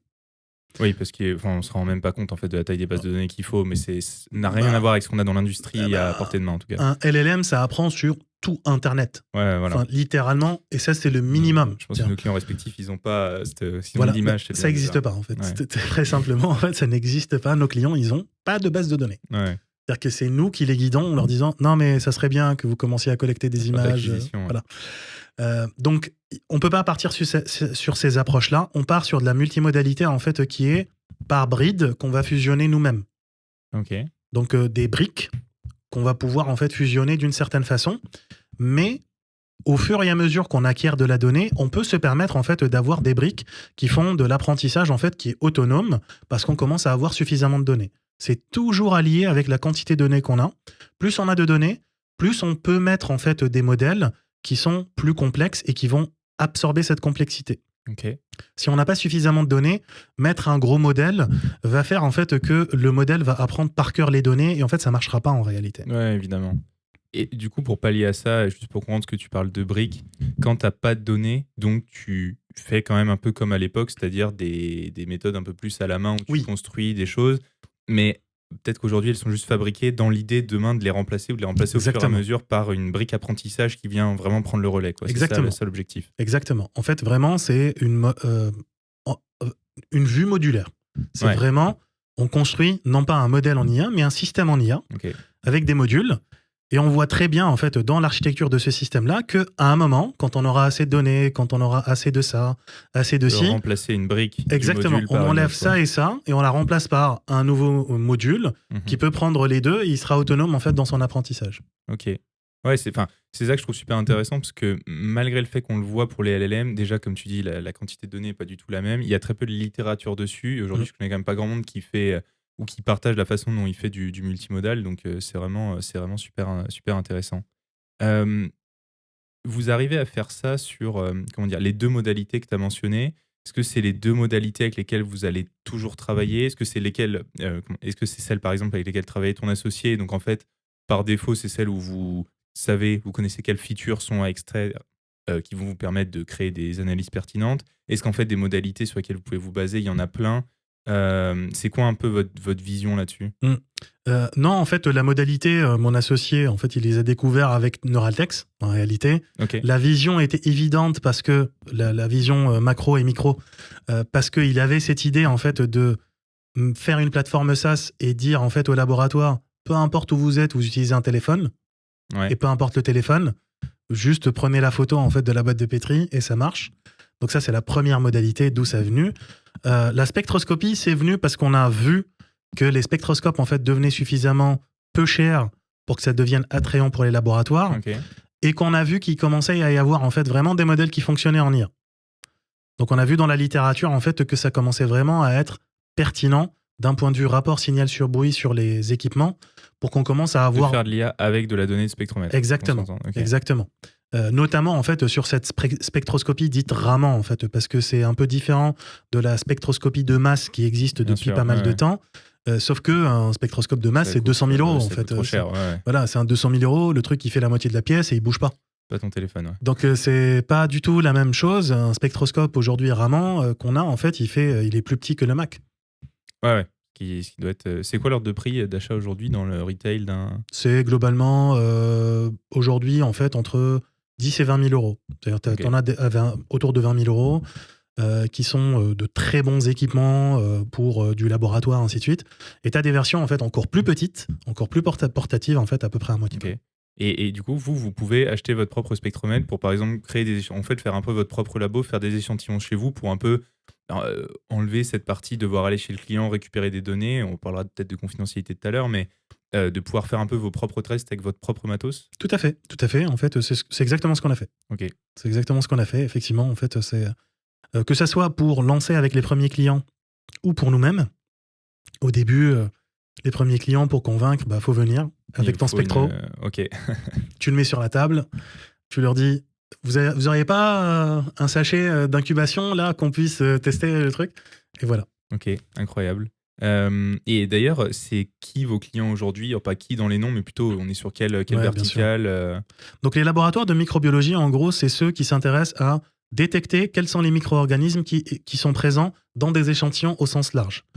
Donc tu penses automatiquement aux laboratoires en fait de santé qui vont détecter des choses dans le sang, dans les urines, des choses comme ça. Mais ça, en fait, c'est quasiment la minorité de ceux avec qui on parle en réalité. La partie santé, c'est la minorité de cette... Oui, parce qu'en fait, c'est l'agroalimentaire, le cosmétique et le pharmaco. Ok. Parce que tout produit qui est fabriqué, surtout s'il est consommable ou qui est en contact avec l'humain, a une capacité en fait de contenir des pathogènes.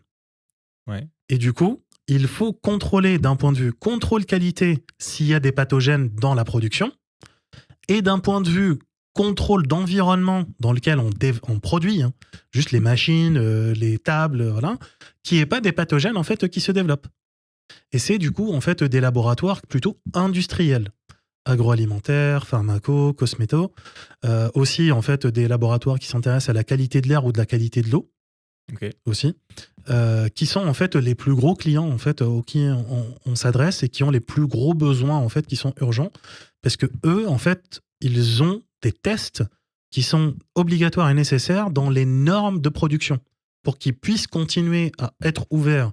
Ils ont des normes qui doivent se suivre et du coup faire des tests tous les jours juste pour vérifier qu'il n'y a pas de salmonelle, qu'il n'y a pas de listeria en fait dans l'environnement. Voilà. Et en plus, par produit, chaque produit est normé. C'est-à-dire, pour la pizza, il y a une norme. Et du coup, il y a des contrôles liés. Pour le surgelé, il y a une norme. Pour ça, il y a une norme. Pour tout, il y a une norme. Et du coup, en fait, à chaque fois, ils ont des tests, du coup, microbio, en fait, qu'ils doivent faire. Ok, super clair. Et c'est quoi la différence si tu veux développer de l'IA dans ce domaine de la microbio versus faire de l'IA dans le domaine de la Smart City, par exemple? Je vois. De la Smart City d'ailleurs, ou d'autres domaines un peu, où tu as de la donnée qui est un peu plus de la vie de tous les jours, quoi, finalement. Mais, oui. En fait, du coup, la donnée qui vient de la microbio est un peu plus simple dans sa diversité. Parce que des données en fait, de Smart City, c'est littéralement la vie dans la Smart City. C'est qu'est-ce qui est possible? Tout, en fait.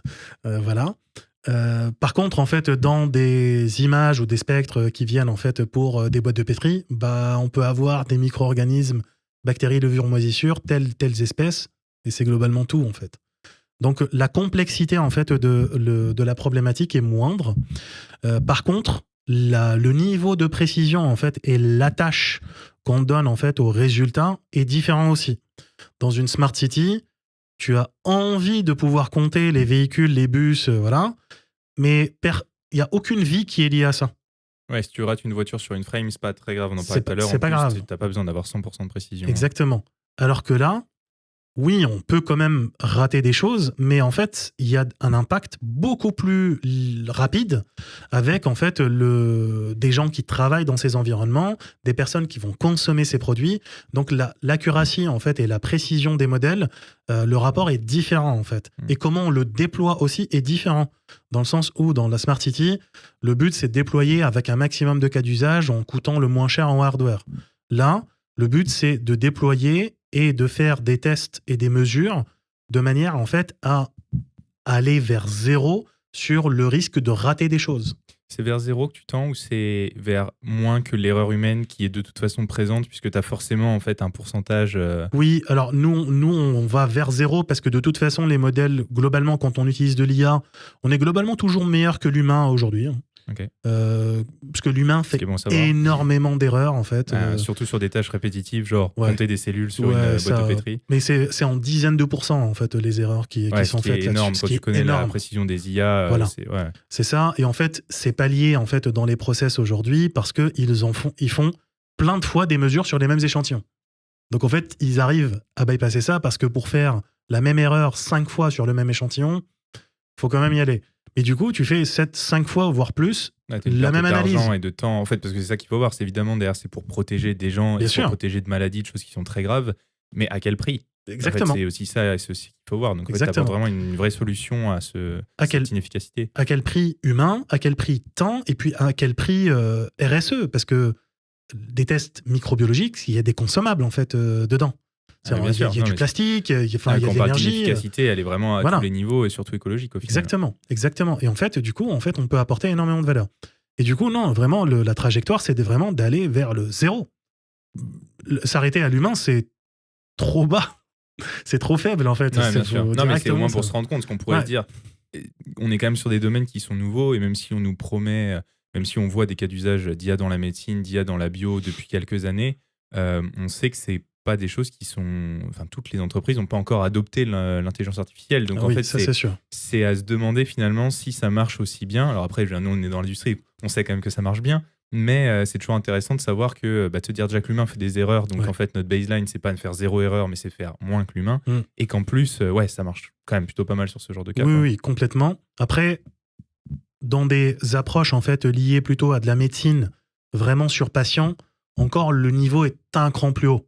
Là, on est vraiment sur des devices médicaux en fait de catégorie 3 ou des choses comme ça en fait qui sont très très poussées où le risque en fait doit être géré dans tous les cas, ainsi de suite. Et les normes sont vraiment différentes.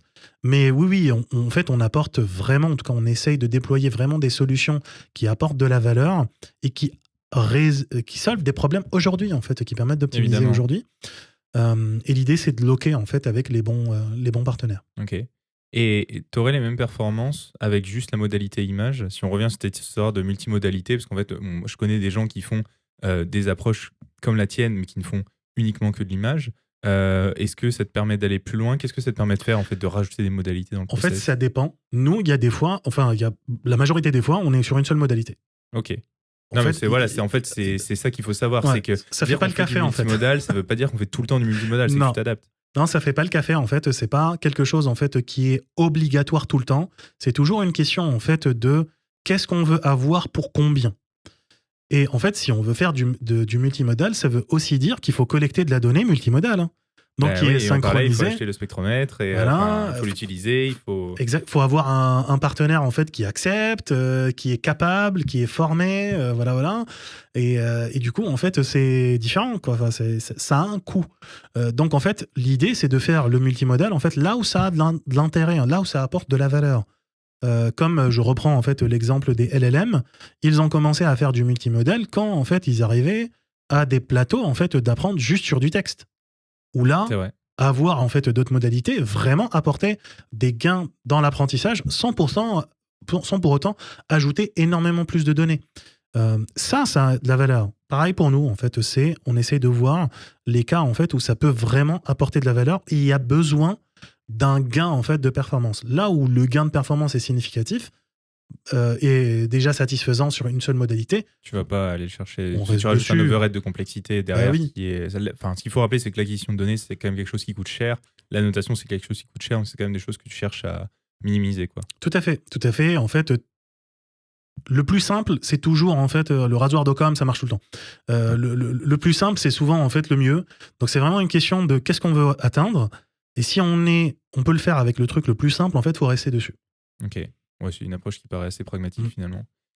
Tu recrutes qui aujourd'hui pour faire de l'IA multimodale? Parce que des gens qui font de la computer vision, j'en connais plein. Des gens qui savent faire de l'IA sur justement de la spectrométrie, j'en connais quand même un peu moins. En plus, comme vous commencez, il te faut potentiellement, comme à l'époque où tu as commencé l'équipe de 22, il faut des gens avec des compétences un peu plus vastes, savoir faire du software. Là, on est en plus sur du médical. Qui tu recrutes pour régler cette problématique?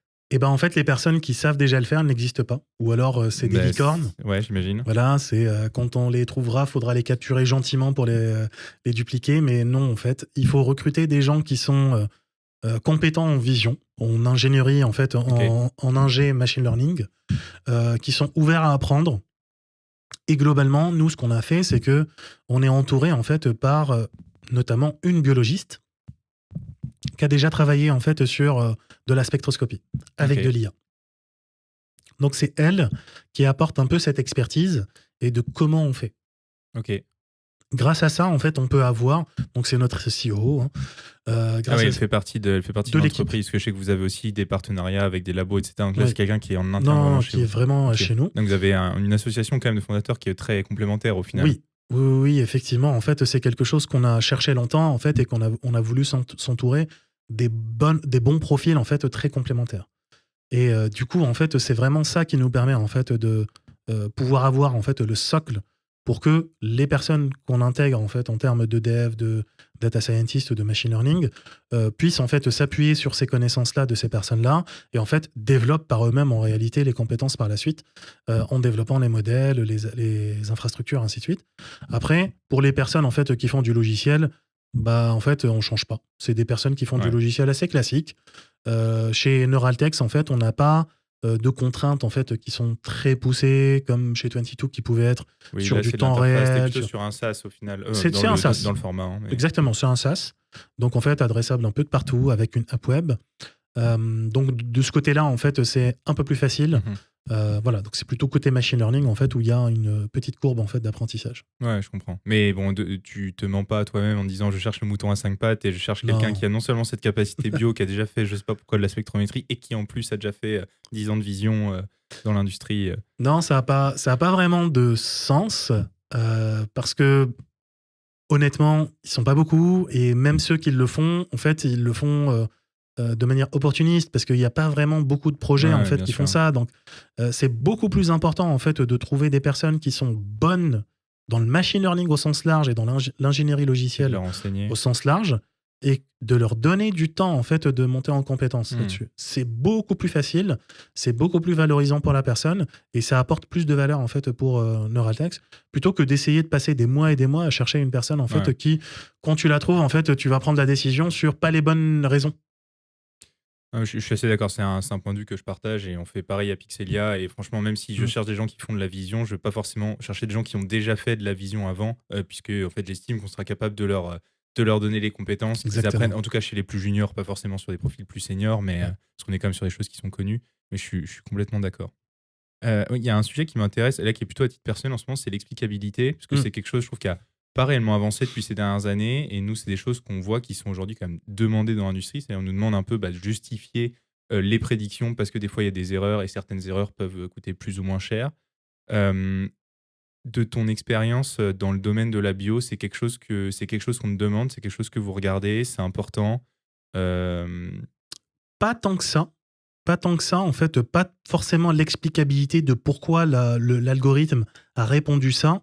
Ce qui est surtout demandé, c'est la notion de traçabilité et d'intégrité des données, et traçabilité, d'intégrité et de répétabilité en fait des décisions. C'est-à-dire ce qu'ils veulent, c'est qu'un modèle qui a répondu ça dans cette situation, il réponde ça dans la même situation dans le futur. Ça, c'est indispensable. Après, que les décisions qui ont été prises ou les actions qui ont été prises par telle ou telle personne, en fait, soient tracées et réidentifiées, et du coup, les données associées soient liées aux actions, en fait, en question. Ok. Ça, c'est hyper C'est la important. traçabilité, vraiment. C'est ça Exactement. le mot le plus important. Ok. Exactement. Traçabilité, répétabilité, en fait, et intégrité des données, c'est ça le plus important et qui est même dans les normes des laboratoires. Dans les ISO, en fait, que les laboratoires doivent respecter. En termes, en fait, d'explicabilité des modèles, je pense tout simplement qu'ils n'y sont pas encore. Je pense que juste, ils ne se sont pas encore posé la question. Ok. Tout simplement. C'est aussi quelque chose, en fait, qui est assez inhérent dans les labos, c'est-à-dire que les labos ont l'habitude d'utiliser, en fait, des choses, des techniques, des équipements, voilà, où ils n'ont pas d'explication tout le temps. Ouais, ça fonctionne avec un certain pourcentage, en Exactement. fait. Il y a un delta de précision, Exactement. et c'est accepté, et tu les cumules pour avoir ta... C'est ça. Alors, pour l'évaluation de ce delta de précision, ils sont très, très pointilleux. Ouais. Ils veulent absolument que ça soit répétable, que ça reste dans le temps, qu'on détecte dès qu'il y a une variation, ainsi de suite. Ça, c'est très très bien évalué et hyper important. Par contre, est-ce que c'est de la magie noire ou qu'est-ce qui se passe dedans ? Bon, ça serait bien qu'on sache, mais bon, c'est pas très grave parce que c'est des méthodes d'analyse statistique de répétabilité qui vont garantir que les résultats sont bons, plutôt en fait de essayer de comprendre exactement la physique qui se passe dedans pour essayer de s'assurer, parce que on peut quand même faire des erreurs même si on comprend. Ok. Ouais, au final, tu as presque moins le problème en bio parce que eux, ça fait partie de leur métier d'évaluer ces deltas d'imprécision, de les cumuler et de faire les méthodes statistiques, ces choses. C'est pas de mon domaine, mais ça existe. Là où en fait, dans d'autres industries qui ne sont pas habituées à le faire, on va te demander d'expliquer les prédictions de ton modèle parce qu'il faut bien remettre la faute sur quelqu'un à la fin et on n'est pas capable de cumuler une suite d'imprécisions qui n'ont jamais été mesurées. Exactement. Alors que dans les labos, ils savent faire, donc c'est pas vraiment un sujet. C'est ça, c'est exactement ça. En fait, paradoxalement, eux, ça les dérange pas du tout parce qu'ils ont déjà tout le framework pour gérer l'incertitude et gérer le risque. Et du coup, que tu utilises de l'IA ou autre chose, de toute façon, ils le font même pour les boîtes de pétri, en fait, pour s'assurer que la boîte de pétri, si à un moment le fournisseur en fait s'est trompé ou je sais pas quoi, ce qu'il a fait en fait dans le substrat, ça aussi c'est géré par le même process. Donc ça les gêne pas du tout. Versus en fait une entreprise qui va utiliser en fait de l'IA pour faire du juridique ou du RH, ils vont te demander parfaitement quelles sont les conditions qui ont emmené vers cette prise de décision de ton modèle versus l'autre. Ouais, c'est clair. Mais super intéressant. C'est vrai que je ne me serais pas attendu à cette réponse-là, mais en fait, si tu sais comment marche cette gestion-là dans les labos, ça t'éclaire tout de suite. On disait, pour que cette multimodalité, elle fonctionne, vous devez, donc plutôt que de faire des choses à la main, ça se base sur de l'apprentissage. Qui dit apprentissage, alors après vous êtes peut-être sur des méthodes différentes, mais dit annotation de données. Souvent dans le médical, c'est quelque chose qui n'est pas évident parce qu'en fait on va demander à des experts métiers, donc ça va être des médecins, des chirurgiens, de venir faire les annotations. Comment ça se passe du coup pour vous ? Comme ça. C'est-à-dire que nous on est moins dans des médecins parce qu'on est dans de la microbio, donc c'est des microbiologistes. Ouais, mais j'imagine qu'ils ont autre chose à faire aussi que d'annoter de la donnée sur le principe. Donc, oui. Et du coup en fait nous on fait en sorte que l'annotation soit la moins pénible et en fait soit dans le process naturel en fait de prise de notes. Donc en fait, pour récolter en fait l'annotation, déjà on essaye de faire en sorte que l'annotation soit l'annotation la plus faible possible, c'est-à-dire que on va essayer d'imaginer les modèles où on va pas annoter pic par pic ce qui se passe, ainsi de suite, mais plutôt dire est-ce que c'était positif, est-ce que c'était négatif. Déjà avoir un niveau d'annotation faible, du coup pas trop compliqué en fait à mettre en place et pas trop long à mettre en place, déjà ça aide énormément. Et après en fait nous on le met en place en fait dans le cadre du process qui est de toute façon réalisé. Parce que de toute façon il y a de la collecte de données qui n'était pas forcément là avant, donc si tu arrives à mettre ce process en place, t'en profites aussi pour avoir une collecte de cette annotation. C'est ça. Passage. De toute façon, ils vont traiter les échantillons. De toute façon, ils vont savoir s'ils sont positifs ou négatifs. On va ajouter des étapes on va prendre le spectre, on va le sauvegarder ici. On va faire en sorte que la sauvegarde soit automatique, que la nomenclature soit automatique, ainsi de suite. Et le recoupage, une fois qu'ils ont le résultat, il est aussi fait automatiquement. Mais après, quand ils récupèrent le résultat, de toute façon, ils doivent le mettre quelque part que c'est positif et négatif. Et là, on le récupère automatiquement. Et du coup, c'est aussi quelque chose que j'ai entendu de la part du CEO de Scortex, c'est en fait, comme c'était leur système qui est dans les usines, ils peuvent se débrouiller pour que la méthode d'acquisition récupèrent au passage donc c'est pas de la notation, mais en fait c'est juste de l'expertise métier, quoi. Du coup, c'est obligatoire. En fait, tu es obligé de maîtriser la méthode d'acquisition si tu veux pouvoir faciliter ce processus d'annotation. Parce que nous, ce qu'on voit plutôt, c'est des clients ont de la data qui sort de quelque part, elle n'est pas annotée, on l'envoie à la notation quelque part, c'est de la notation qui est faite en batch. Il faut trouver quelqu'un qui va avoir la compétence. Alors, nous, on peut travailler sur des cas d'usage qui sont peut-être plus simples ou plus visuels pour le commun des mortels, mais ça devient obligatoire du coup de maîtriser la chaîne d'acquisition. C'est pas obligatoire, c'est obligatoire quand tu as des clients qui ont un lien à leurs données qui est de la propriété intellectuelle. Ouais. Donc, quand tu commences à avoir des laboratoires qui te disent « Oui, mais moi, mes boîtes, en fait, c'est de la propriété intellectuelle. Et c'est pas le cas pour tout le monde ? » Non, ça dépend. Okay. Ça dépend, en fait, typiquement, l'hospitalier, leur problème, c'est pas que c'est de la propriété intellectuelle, c'est surtout que c'est lié à un patient. Bien sûr. Donc, en fait, si on arrive à anonymiser, dans ce cas-là, il n'y a aucun problème, mais il n'y a pas de propriété intellectuelle. Enfin, nous, alors, en quoi c'est de la propriété intellectuelle ? Parce que... Il y a plusieurs choses. Il y a certains laboratoires, en fait, développent des environnements de culture, en fait, dédiés. Vraiment pour cibler certaines bactéries. C'est leur R&D, c'est leur Exactement. pays, okay. Et puis, les process, c'est-à-dire vraiment, en fait, la méthode. Qu'est-ce qu'ils prennent ? Où est-ce qu'ils le prennent ? Comment ils le mettent dans la boîte de pétri ? Combien ils le laissent de temps ? Dans un incubateur, ils le mettent dans quelle solution avant, tout ça, c'est des process qui sont de la propriété intellectuelle. Des fois, en fait, c'est breveté. Enfin, beaucoup. Ouais, alors qu'un IRM, c'est pas la propriété de l'hôpital, quoi. C'est le même IRM chez tout le monde, donc la radio qui est produite, c'est de la data personnelle. Par contre, c'est pas de la propriété intellectuelle. Exactement. Et surtout, l'hôpital, son business, c'est de sauver des gens. Évidemment. Voilà. Alors que les laboratoires, son business, oui, c'est de détecter les bactéries, mais surtout, c'est que son client revienne. Oui, bien sûr. Voilà. Alors que l'hôpital, c'est pas son business que le patient revienne. Au contraire, c'est l'inverse. Et du coup, c'est vraiment une vision différente, en fait, la relation, en fait, versus à la donnée. Je comprends. Donc ça, du coup, en fait, ça fait que la réaction des laboratoires... Alors, t'en as plein. T'en as qui sont beaucoup moins sensibles à leurs données, en fait, en termes de propriété intellectuelle, notamment les petits qui font pas de brevets et qui développent pas de méthode, qui paraît logique du coup, parce que c'est même plus de la propriété intellectuelle. Ils font qu'utiliser ce que les gros ont fourni. Et ils achètent juste, en fait, et ils l'utilisent. Eux, ils te disent, oui, moi, j'ai pas de problème. Oui, mais sauf qu'ils sont pas suffisamment nombreux pour que tu puisses co-développer des choses avec. Donc, tu peux commencer avec. Nous, on l'a fait plusieurs fois. Mais ça te permet pas, en fait, de scale en termes de stratégie d'entreprise. Demain sur le long terme. Voilà, c'est ça. Et en tout cas, c'est surtout pas ceux qui ont la plus grande traction. Donc ça, faut bien le gérer, en fait. Il faut gérer avec une stratégie technique et produit qui peut coller avec les réalités business du marché et de la typologie client. Et en fait, ça peut même changer en fonction du secteur. C'est-à-dire que tu peux avoir des gens dans la cosmétique qui vont réagir différemment que des gens dans la pharmacologie. Et oui, il faut s'adapter aux deux. Voilà. Donc, il n'y a pas de réponse définie. C'est vraiment, en fait, faut étudier, en fait, son écosystème et il faut voir qu'est-ce qu'il est possible de faire. Et faut éviter, en fait, d'essayer de changer l'univers. Parce que ce qu'on peut se dire, c'est, en fait, le client, en fait, ne voit pas l'intérêt que ça peut avoir s'il suit la bonne méthode qu'on connaît, en fait, qui est très efficace. Oui, c'est vrai, ça serait bien, en fait, qu'il change, mais il faut avoir, en fait, cette capacité d'analyse pour se dire, est-ce que ça vaut vraiment le coup que j'explique encore plus, ou est-ce qu'il faut vraiment plutôt essayer de changer comment nous, on travaille pour qu'on puisse quand même avancer, en fait, avec ce partenaire ou avec ce client, en respectant, en fait, ses craintes, exactement, ses craintes, sa façon de travailler, comment ils ont l'habitude de faire, parce que le but, in fine, c'est quand même de faire du business et des modèles, et de déployer.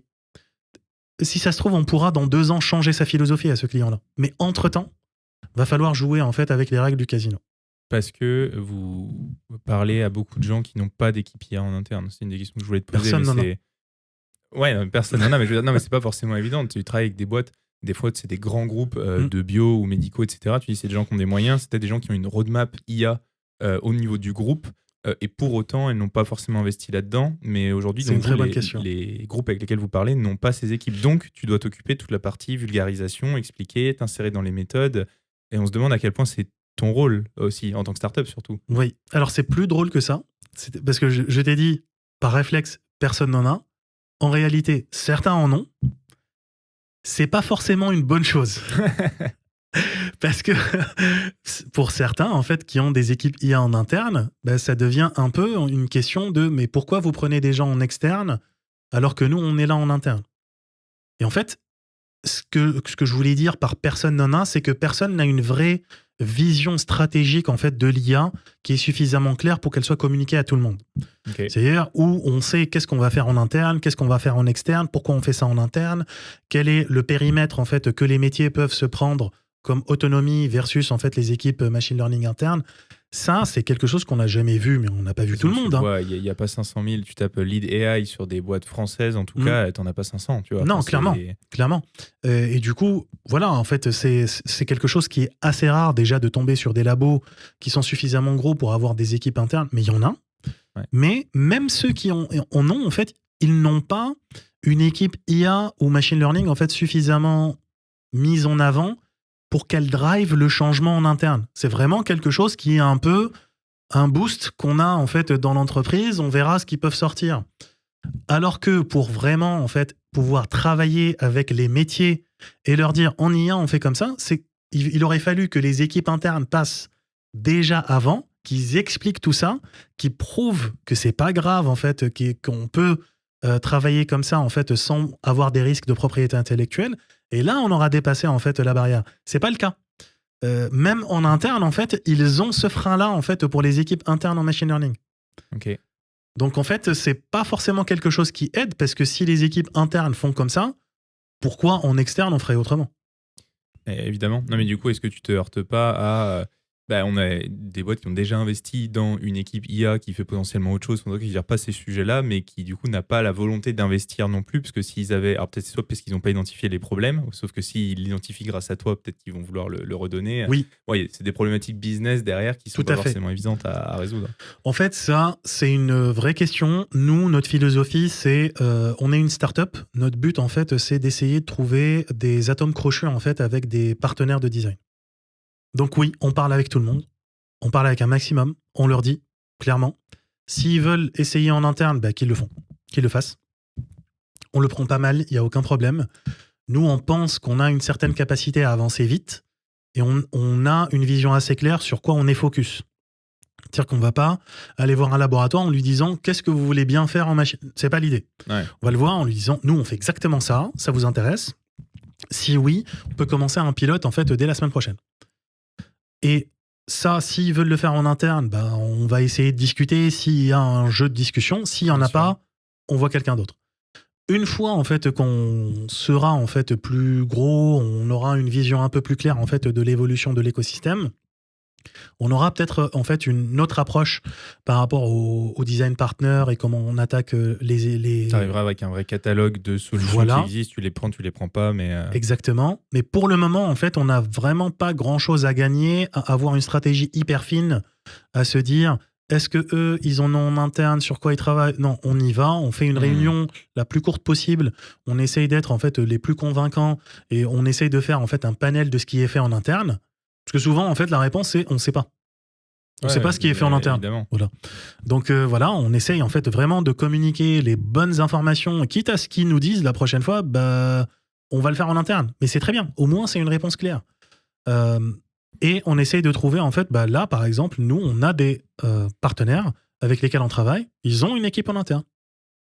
Mais ils ne travaillent pas sur ces cas d'usage-là. Ils font le chat avec la GenAI pour l'entreprise. Par exemple, exactement. Et en fait, c'est exactement ça. En fait, il y a des drives et des besoins en IA qui sont aussi des effets de mode, des effets stratégiques, des effets... Partout. Enfin, je veux dire, l'IA pour le business ou même autour de la BI, etc. Enfin, il y a beaucoup de choses à faire. Et si, tu vois des équipes et des entreprises qui ont des dizaines ou des centaines de personnes dans les équipes data, c'est pas pour rien. Exactement. Donc, celles qui n'en ont que 10 par exemple, tu peux imaginer qu'elles font pas et la BI et la GenAI et la computer vision dans les labos. Exactement. Et là, en fait, il faut créer une relation business qui est win-win pour tout le monde et comme ça, tout le monde se projette en fait autour de ce partenariat.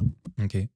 Tu me disais tout à l'heure, quand on travaille dans l'IA, il faut toujours regarder un peu ce qui va se passer, enfin essayer de savoir ce qui va se passer ou regarder un peu les dernières choses qui sortent. Là, en ce moment, on est quand même en plein dans les LLM, la Gen AI. Oui.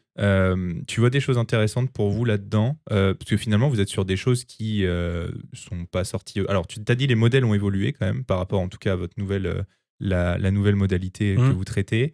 Est-ce que tu vois dans les technos qui ont un peu plus de hype du coup aujourd'hui quelque chose qui peut être intéressant pour vous? Est-ce qu'en fait c'est pas réellement votre sujet et vous avancez un peu sur un chemin parallèle à tout ça? Nous, c'est intéressant en termes d'augmentation de données et de données de synthèse. Ok. C'est hyper intéressant parce que la donnée reste en fait l'or noir de l'IA. Aujourd'hui, dès qu'on fait du machine learning, on est encore dessus. Surtout quand on est sur des secteurs où il n'y a pas de données collectées par essence. Et où le fait de collecter de la donnée, c'est quelque chose de difficile. En fait, c'est un frein au business. Ça a déjà un coût et une valeur en soi. Ouais. Exactement. Et ça, en fait, nous, la Gen AI, il y a vraiment beaucoup de valeur à apporter là-dessus. Okay. On travaille déjà dessus, bien sûr. On essaye d'apporter le meilleur, en fait, avec une suite logicielle où on peut faire de l'augmentation en impliquant le client ou pas. Donc, on teste pas mal de choses. Mais ça va nous apporter pas mal de choses, effectivement. Okay. Après, oui, clairement, pour ce qu'on fait exactement, nous, en termes d'analyse multimodale ou spectrale, non. Mais on fait quand même un produit qui interagit avec des humains. Bien sûr. Donc, si on peut automatiser des choses, générer automatiquement des choses, communiquer plus facilement, nous, on va l'intégrer. Hein. C'est vrai que je parlais de la partie modèle et vraiment machine learning. Ouais. En fait, ce qu'il faut se rappeler, c'est que comme tu fais du produit, tu peux quand même gagner sur énormément d'autres parties. Mais bien sûr. Mais comme en fait, tu connais les architectures, voilà, tu as quand même toute cette culture-là. Je me suis dit, est-ce que tu vois des choses où vraiment tu te dis, il y a ça dans les LLM aujourd'hui, ou il y a ça dans certains composants de Gen AI, de diffusion, etc., on parle génération de données. Je sais que si ça évolue un peu, c'est quelque chose que je pourrais utiliser plus tard ou intégrer vraiment dans le cœur de ma techno, dans un de mes modules. Ouais. Non, aujourd'hui, à part de la génération de données, en fait, c'est pas vraiment quelque chose en fait, sur lequel on peut vraiment surfer pour notre cœur modèle. Bien sûr, ouais. Et du coup, tu en reviens à ce que tu faisais en fait chez 22 à l'époque, donc générer de la donnée, et donc vous faites quelque chose de très custom là-dessus, ou vous utilisez des solutions que, par exemple, moi, je peux utiliser aussi. Vous utilisez l'open source pour développer vos propres algos de génération, ou vous profitez de choses de génération qui sont sur étagère? Non, on utilise l'open source et on le custom en fait effectivement pour nos cas, parce que dès que tu commences à faire des choses industrielles où tu vas atteindre en fait des niveaux de performance suffisamment hauts, en fait, faut contrôler. Il faut avoir un contrôle sur les modèles, sur comment ils apprennent, comment ils fine-tunent. Et nous, notre but, c'est pas de faire un GPT-like, c'est-à-dire un modèle qui réagit à des questions sur l'univers entier.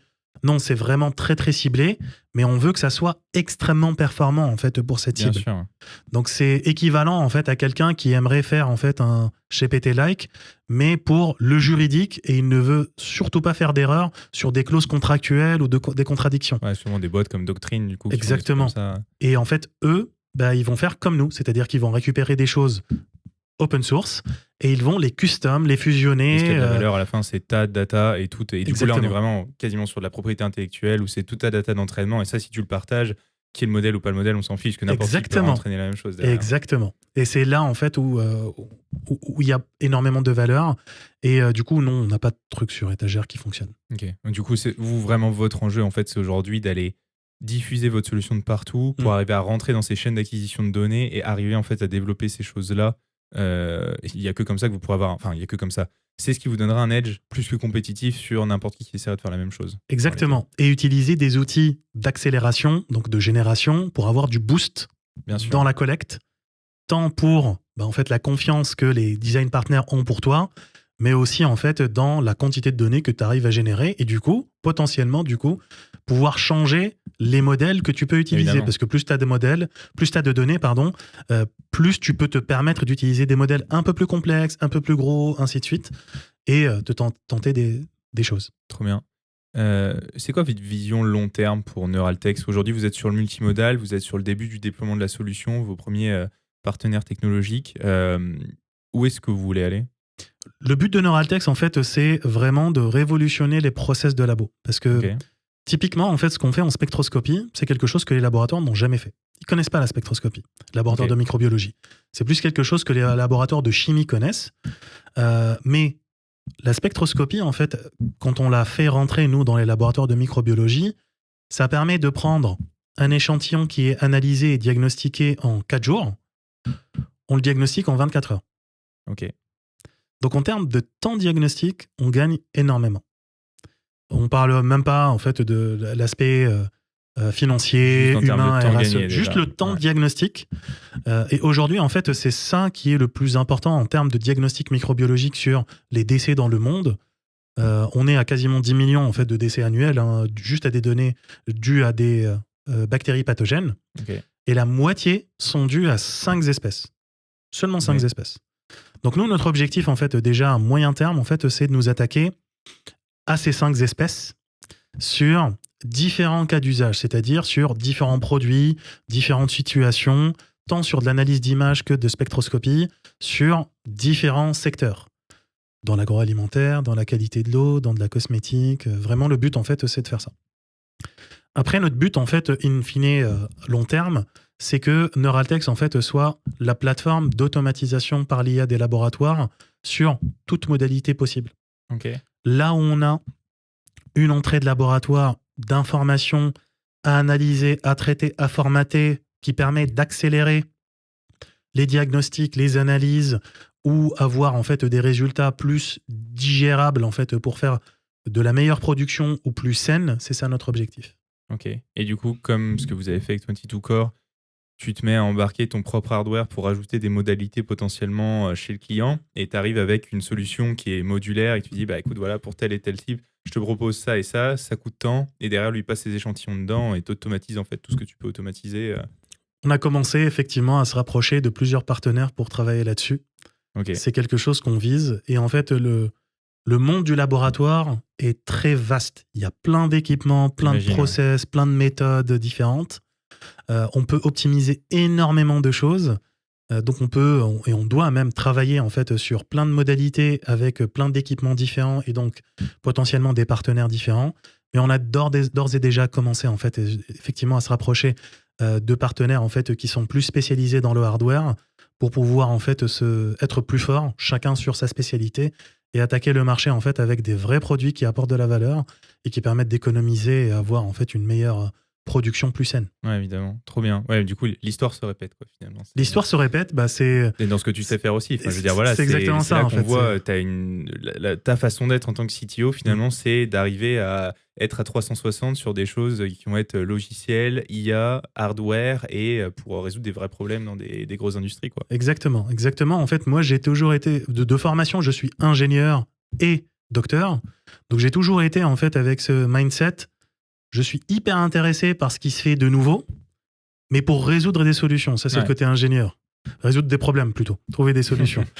Ça, c'est le côté ingénieur. Et du coup, ma force, entre guillemets, que j'observe, c'est de rapprocher, en fait, encore plus ce qui se fait de nouveau dans la recherche pour de l'ingénierie, en fait, et pour du marché. Pour vraiment, en fait, le mettre sur le marché pour apporter de la valeur.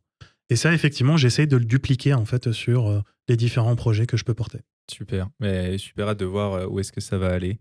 Et du coup, tu es quand même un peu un vieux de la vieille, finalement, dans le domaine. Et on l'a dit, bah, voilà, tu as commencé, au début, c'était Cognitive Science, robotique, IA. Après, tu as vraiment fait de l'IA Smart City avec une composante hardware. Là, aujourd'hui, tu pars dans la bio.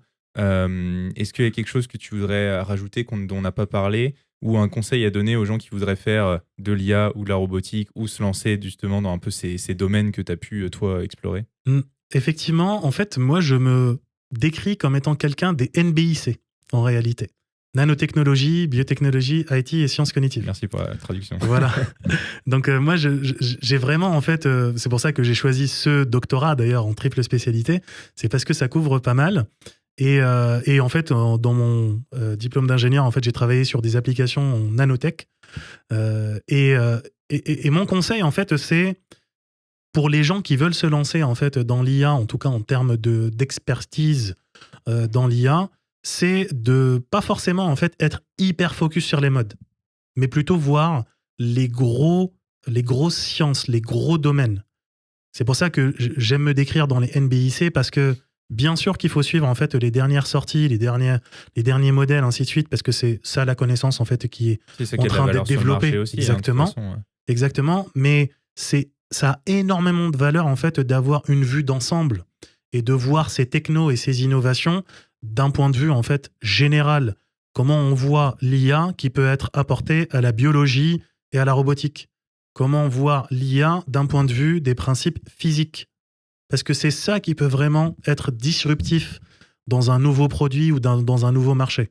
Alors bien sûr, c'est pas une vision que tu peux avoir en sortie d'école.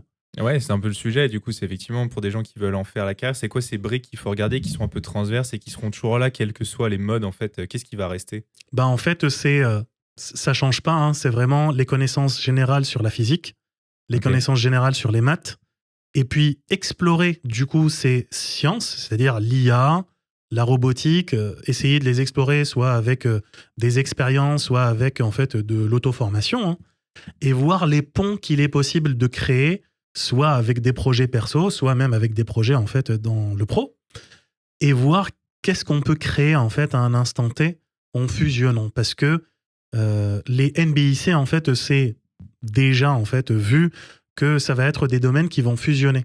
Et il va y avoir de plus en plus d'applications qui seront non pas multimodales, mais multisciences. Cross-domaine, ouais. Exactement. Et en fait, assez rapidement, dans les prochaines années, en fait, ça va devenir un nouveau domaine. Comme aujourd'hui, il y a des ingés en IA, on aura des ingés NBIC. Ok, ouais, c'est super intéressant. Moi, un truc qu'on voit pas mal en ce moment, que ce soit sur LinkedIn ou même de partout, c'est qu'à un moment donné, par exemple, les développeurs vont disparaître. Il y a certaines personnes, tu peux prendre des Bill Gates, des Musk, qui ont pu dire ça sert plus à rien d'apprendre le développement en réalité, parce que c'est quelque chose qui va se faire remplacer. En fait, aujourd'hui, tu as des assistants, Cursor marche super bien, ChatGPT marche super bien. Pour moi, tu as dit, il y a quand même des compétences transverses qui restent super importantes, quels que soient les modes. Pour moi, le software, ça en est une. Et on le voit. Moi, j'étais pas software à la base, je suis devenu software par la force des choses. Et en fait, l'architecture, c'est quelque chose qui s'apprend et qui se travaille. Et tu ne manies que mieux les outils si tu as ces compétences de base. Comme tu comprends mieux la computer vision si tu as des bases de maths et de physique et de vision. Qu'est-ce que tu en penses sur cette partie, en tout cas software? Mais c'est exactement ça, dans le sens où tout le monde a un peu raison. C'est-à-dire, oui, ça sert pas vraiment forcément à grand-chose de voir exactement ce que la version 4.2 de Python apporte en fait pour ton développement personnel dans l'entreprise. Ce qui était extrêmement important encore il y a 5 ans, parce que quand tu faisais ça, tu avais un edge par rapport au reste des développeurs qui était incroyable. Donc effectivement, ça, les IA seront plus fortes. Par contre, un développeur et surtout en fait un ingénieur logiciel, c'est littéralement un architecte dans le monde numérique. Ouais. C'est quelqu'un qui peut créer des choses dans un monde en fait qui est numérique. Et sa limite, c'est sa connaissance des règles de ce monde et son imagination. Donc si on ne sait pas quelles sont les règles de ce monde et comment ce monde fonctionne, comme tu le dis, on aura du mal même à utiliser les outils qui savent le faire. On ne saura pas quoi leur demander proprement pour faire quelque chose de meilleur. Et c'est pour ça que je disais, en fait, il y a toujours des notions et des sciences, en fait, des champs de connaissances qui sont de base fondamentaux et qui sont toujours importants. L'algorithmie. L'algorithmie, c'est une notion mathématique. Ça n'a rien à voir avec le C++ ou le Python. C'est l'algorithmie. Et ça continuera à être pertinent. Est-ce que c'est pertinent de continuer à apprendre un langage de programmation ?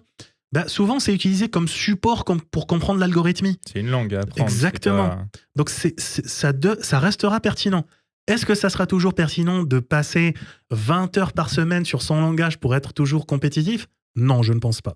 Non, parce que tu peux apprendre en anglais ou en français les différents termes techniques liés à cette architecture qui est logicielle, d'ailleurs, quel que soit le langage. Si tu lis un bouquin, tu lis Clean Code, les exemples, ils sont donnés par exemple en Java, mais tu vas les comprendre même si tu fais du Python, parce qu'en fait, tu comprends les concepts qu'il y a derrière. Donc demain, on pourrait imaginer que tu puisses coder en anglais, quel que soit le langage, et que c'est pas important. Mais par contre, tu es obligé de peut-être bouffer avant toute la théorie quand même sur cette architecture logicielle. Exactement, parce que le phrasé en anglais que tu vas dire à la machine pour qu'elle te fasse un logiciel qui soit cloud ou en local ou microservice, voilà, va varier légèrement de si on décrit en fait littéralement juste en anglais comment j'aimerais que ça fonctionne. Parce qu'il y a juste dans le développement logiciel plein de façons pour faire un fonctionnement. Plusieurs façons, plusieurs solutions au même fonctionnement. Sauf que il y en a quelques-unes qui sont beaucoup plus performantes, beaucoup plus propres, Bien sûr. beaucoup plus sensibles, moins On insensibles appelle les design au risque, patterns finalement. exactement, au risque cyber que le reste. Et c'est ça qui va être important. Donc, c'est pas que les développeurs logiciels vont disparaître, ça va évoluer encore une fois. Ouais, Simplement. Et effectivement, de par l'automatisation, parce que ça, c'est littéralement une automatisation, leur champ de connaissances doit s'élargir. Ok. Automatiquement.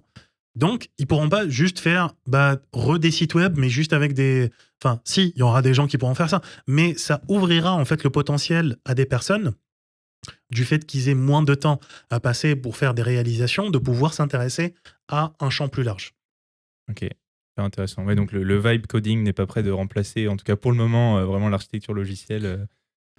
Ça s'appellera plus comme ça va évoluer et surtout on pourra faire plus de choses plus complexes, plus facilement, de manière moins coûteuse. Et tout comme en fait il y a 7-8 ans, si on voulait avoir en fait si on voulait lancer notre campagne en fait de communication avec des posts, des visuels, ainsi de suite, ça demandait une équipe littéralement. Bien en fait sûr. Voilà. Aujourd'hui, avec les outils qu'on a, on peut le faire chez soi. Faut juste s'organiser, automatiser exactement. Une grosse partie, sans être créatif en plus.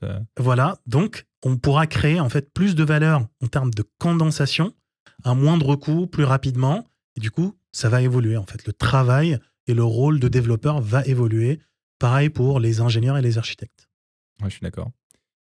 Écoute, merci beaucoup Soel en tout cas, c'était super cool et je te souhaite tout le meilleur pour Neuraltech et hâte de voir comment ça va évoluer pour vous en tout cas sur les prochaines années. Merci beaucoup à toi pour l'invitation, c'était un réel plaisir d'échanger avec toi et puis je te souhaite la même chose pour Pixelia, partenaire avec lequel on échange depuis longtemps et j'espère vous voir réussir et évoluer dans ce bel écosystème. Je te remercie. Merci à toi. Merci d'avoir écouté jusqu'au bout. Si vous avez aimé cet épisode, aidez-nous en mettant 5 étoiles sur Spotify et Apple Podcast ou en mettant un petit commentaire. Et pour YouTube, n'hésitez pas à vous abonner et à liker la vidéo. Je vous dis à la prochaine dans Pixel Perfect.